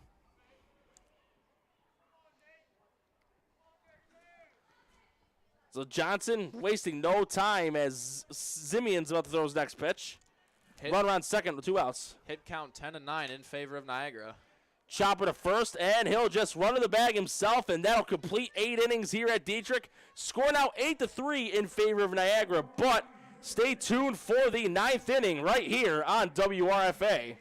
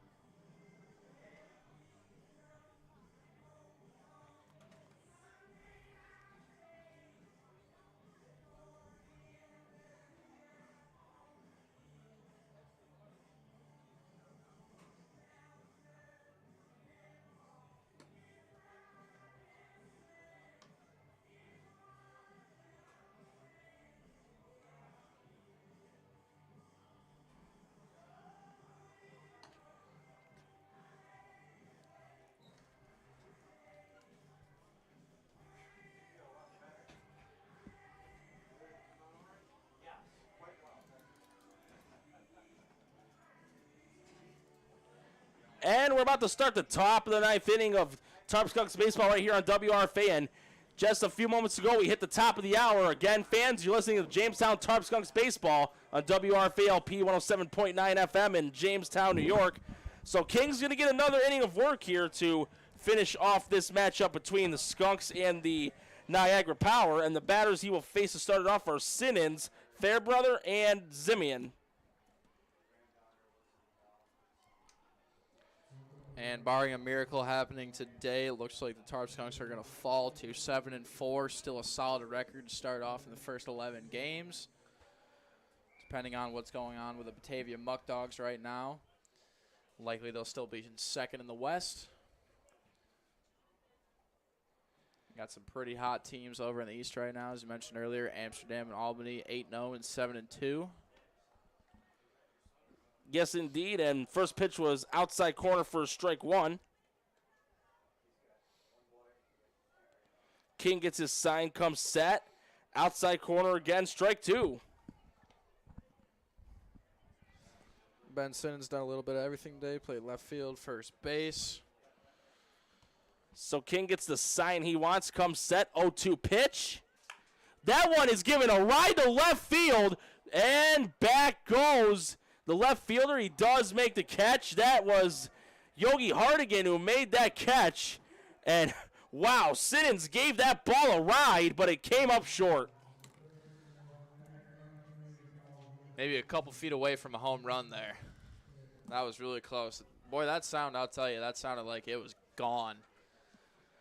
But right now it's going to be Andy Fairbrother up to bat. He is 1 for 4. He has struck out twice. He's grounded out, and he also had an RBI single. That was in the second inning before the 5-run outburst in the third. Next pitch by King. Outside corner, strike one.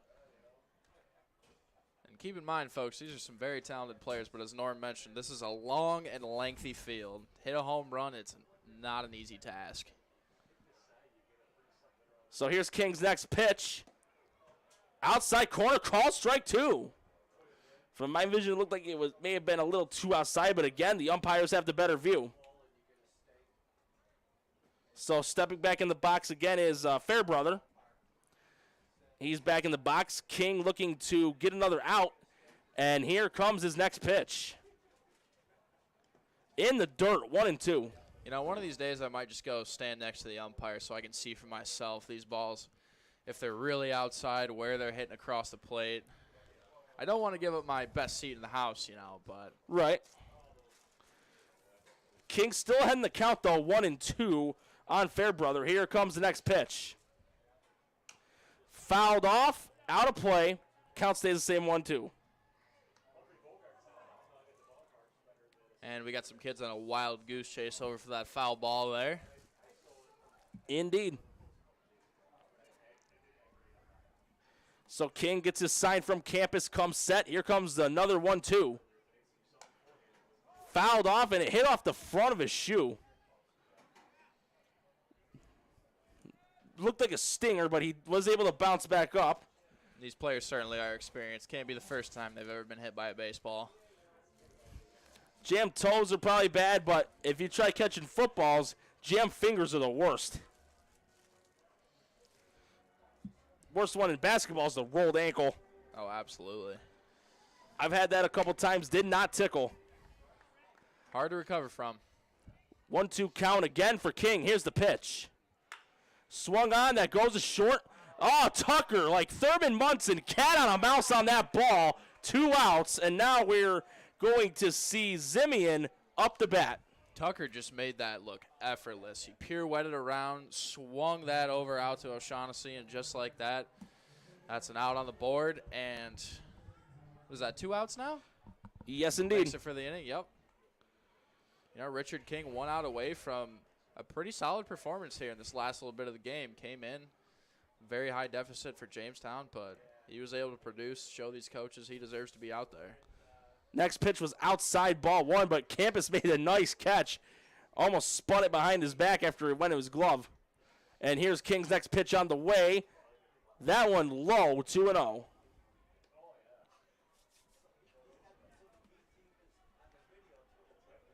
So King in a 2-0 predicament here. Gets his sign from Campus, comes set again.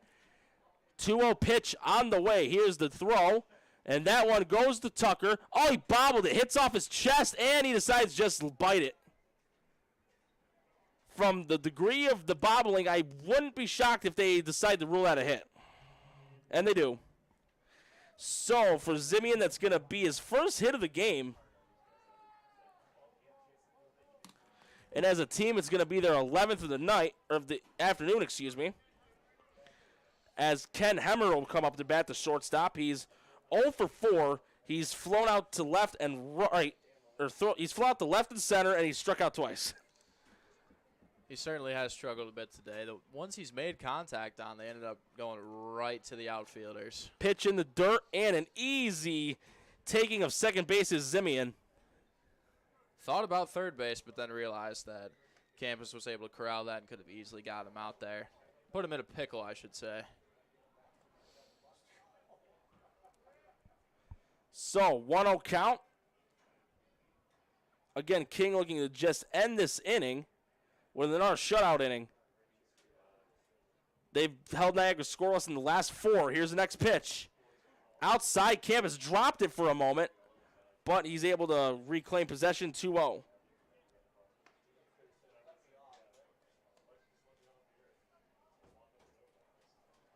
So next pitch about to occur for King. 2-0 count, 2 outs.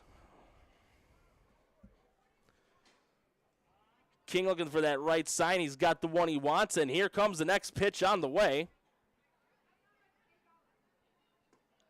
Outside, 3-0. And should Hammer get walked, the next batter would be Nick DiCarlo. He pinch hit for Mike Huff back in the 8th inning. Popped one over to third base there to Cody Bay at his first go around. 3-0 pitch, walked on 4 is indeed Hammer. That's the first time he's gotten on base today, as now it will be Nick DiCarlo, the pinch hitter for Huff in the last inning. He's back up to bat. He popped out to third in his first one.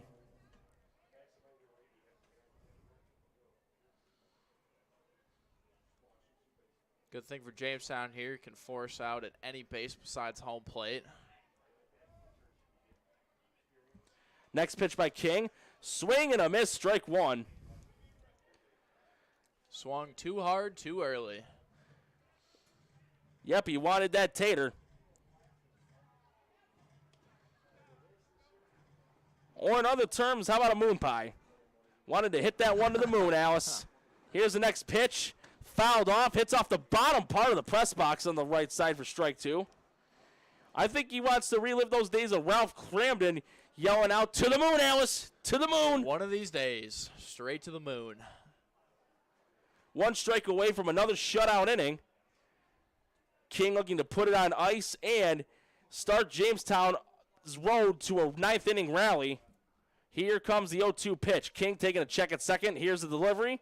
Swung on, and that's a good ride to center. That's going to drop. At least 1 run will score on this. And 1 run will score. The other 2 will go station to station. An RBI double for Nick DiCarlo. And we're going to go back to the top of the order.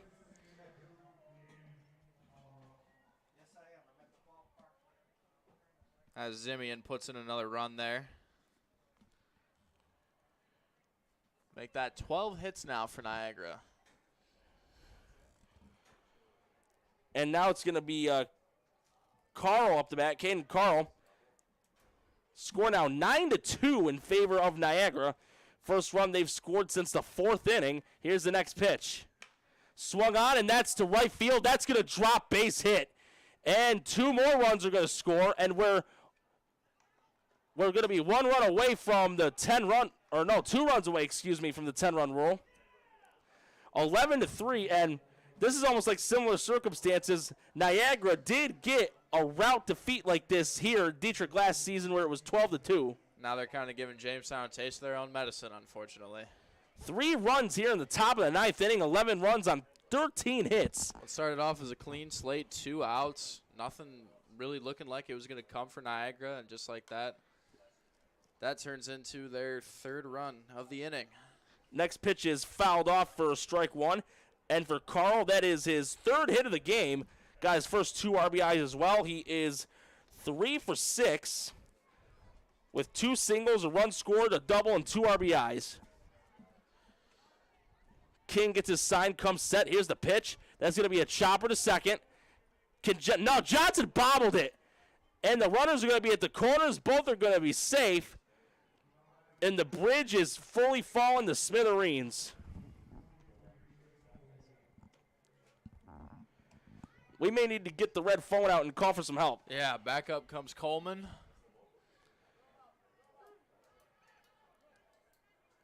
He's had a couple of hits today. Scored 1 time.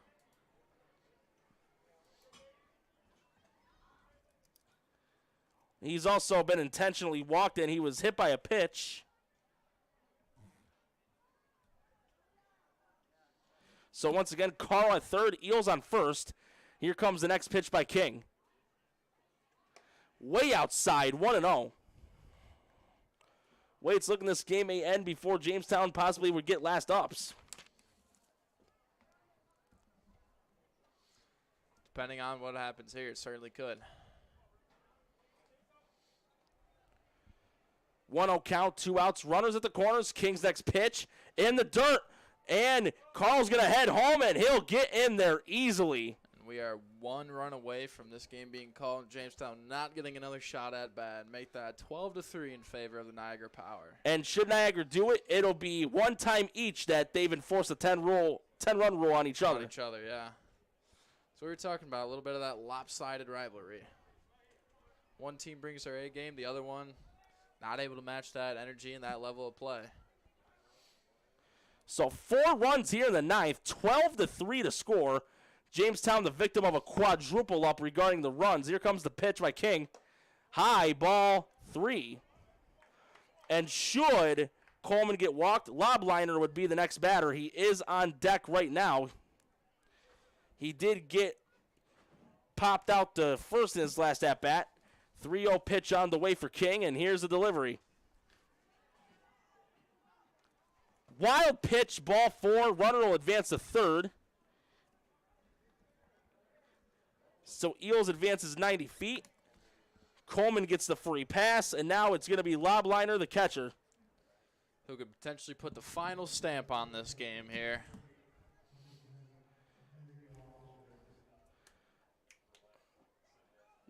12-3 to score, and what was beginning as a fun Kids Day game with all of them now going back to their respective schools to finish out the final day of the school year with a little amount of fans still due to work hours, work days.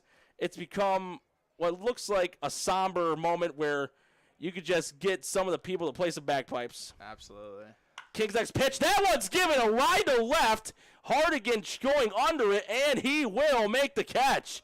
So a couple of good rides in the inning on some hits, but both come up short. However, 4 runs scored by the Power, 12-3 to score, and last up's coming for the Skunks soon. But first, we're going to send it back over to Max Pinchator. Uh-oh. Cords around your foot. Sorry about that. You're all right, Norm. I'm sorry about that. All right, and again, support for Jamestown Tarp Skunks on WRFA Radio is brought to you in part by businesses and listeners like you. WRFA is a non-commercial, non-profit community radio station that relies on contributions and donations from the listening community to keep our programs on the air. If you appreciate and enjoy this broadcast or any other program available on WRFA, consider making a donation of any amount by clicking the donate button at our website, WRFALP.com. It's fast and easy. Checks of any amount can also be made out to WRFA Radio and mailed to the radio station at 116 East 3rd Street at Jamestown, New York, 14701. Local businesses are also encouraged to sponsor programming on WRFA. To learn more about becoming an underwriter for broadcast of the Jamestown Tarp Skunks, call 716-664-2465, extension 209, or email WRFA@reglanay.com. Back to you guys for the bottom of the ninth. As always, Max, thank you very much. And it's going to be Andrew Fairbrother pitching the bottom of the ninth inning. Again, it's going to be last ups here for the Skunks. And the way it's going to look, this will probably be a loss in the L column for the Skunks. However, you do want to at least finish with a small rally and build some confidence going into your next game, which will be against Elmira tomorrow night. And then, as we mentioned earlier, home games Friday and Saturday. Friday against the Auburn Double Days. Saturday here again against Elmira. And you know, Norm, I was about to be very upset if we didn't get the bottom of the ninth here. It's so great to be back enjoying this baseball, calling these games with you. We were probably 15 or 20 feet from having it cut short, as that was close to being a home run, close to another run being scored either way, but just like that, we got another half inning of baseball, and I couldn't be more grateful. So there will be no 10-run rule. It's going to be Davis, Campus, and King starting it out in the bottom of the ninth inning. Here's the next pitch in the dirt, ball 1. And honestly, even though it's still in afternoon time, I don't see a blue moon because that's how rare we've seen the ninth inning here at Dietrich, as the next pitch is low for ball 2. Fairbrother, although he's been inaccurate, is absolutely lasering these down home plate right now. Well, here comes his next pitch. Swung on and missed for strike 1. And stat line-wise from pitching, he's appeared in 1 game, 1 inning pitched, 1 hit, 2 earned runs, 2 walks. He's yet to strike out a batter. He has an 18 ERA as he throws another pitch, resulting in a swing and a miss for strike 2. Count goes even. Yeah, when he throws with control, that speed, that's really going to be hard to make contact with. And swung on and missed for strike 3. First strikeout of the year for Fairbrother. We are 2 outs away from the end of the game here today, folks. If you didn't get to come on down today, I know it's a Tuesday. Make sure you come out this weekend. It's a lovely atmosphere. We got music. We got games. The food is great. Everything. You get to see me and Norm in the booth potentially if I'm here. Norm's always here. He lives here, but it's one of the best jobs in the world. Absolutely. As Campus swung and missed for strike 1. So far today, he is for 1 for 3, excuse me. He has struck out. He has flown out the right, but he did also get a bloop infield single, and that was back in the 5th inning. So count 1-1 as Campus is back in the box. Next pitch on the way for Fairbrother. Here's a delivery. Inside, 2-1. And from watching him, like you said, he's throwing lasers. I wouldn't be shocked if his smoke was at about 94 to 96. Got to be in that range somewhere. I'd say just shy of 100. Kip is clearly going around strike 2. Count goes even. And from the look on his face, he knew that he went beyond the plate. Probably kicking himself because he didn't want a check swing. But here's the next pitch. Outside. Oh, no, I beg your pardon. Called strike 3 on the outside corner. And so Campus strikes out looking. That's the second time he has struck out. And Jordan King is the batter that keep him as a reserve pitcher in a late game situation. Their starters have exceeded the count. He comes right in and he just puts the finishing touch on everything. Next pitch was on the outside corner for strike 1. Next pitch on the way outside, 1-1. So far for King, he's 0 for 3. He has flown out to second, to center, and he's popped out to first. Next pitch by Fairbrother, swing and a miss, strike 2. So 1 strike away from completing this game, and Niagara walking away with a victory here at Dietrich. Here's the next pitch by Fairbrother, swing and a miss, strike 3, and that's the ball game here at Dietrich. Another rare loss here at home for the Skunks. 12-3, the final score.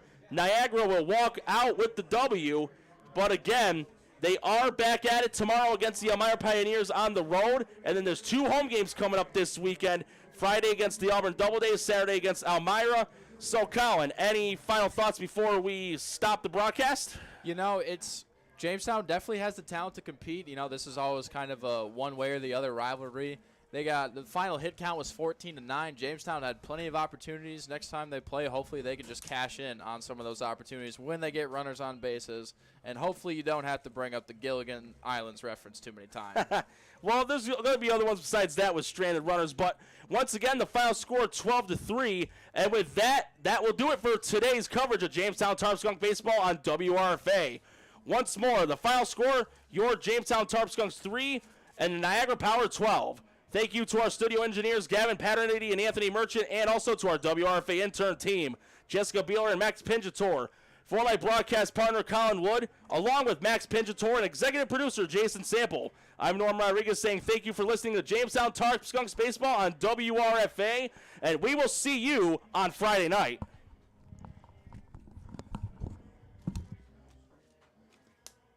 Good job, boss, man. Just another day in the office. Yep. Hey, come on, you did awesome. Don't sell yourself short.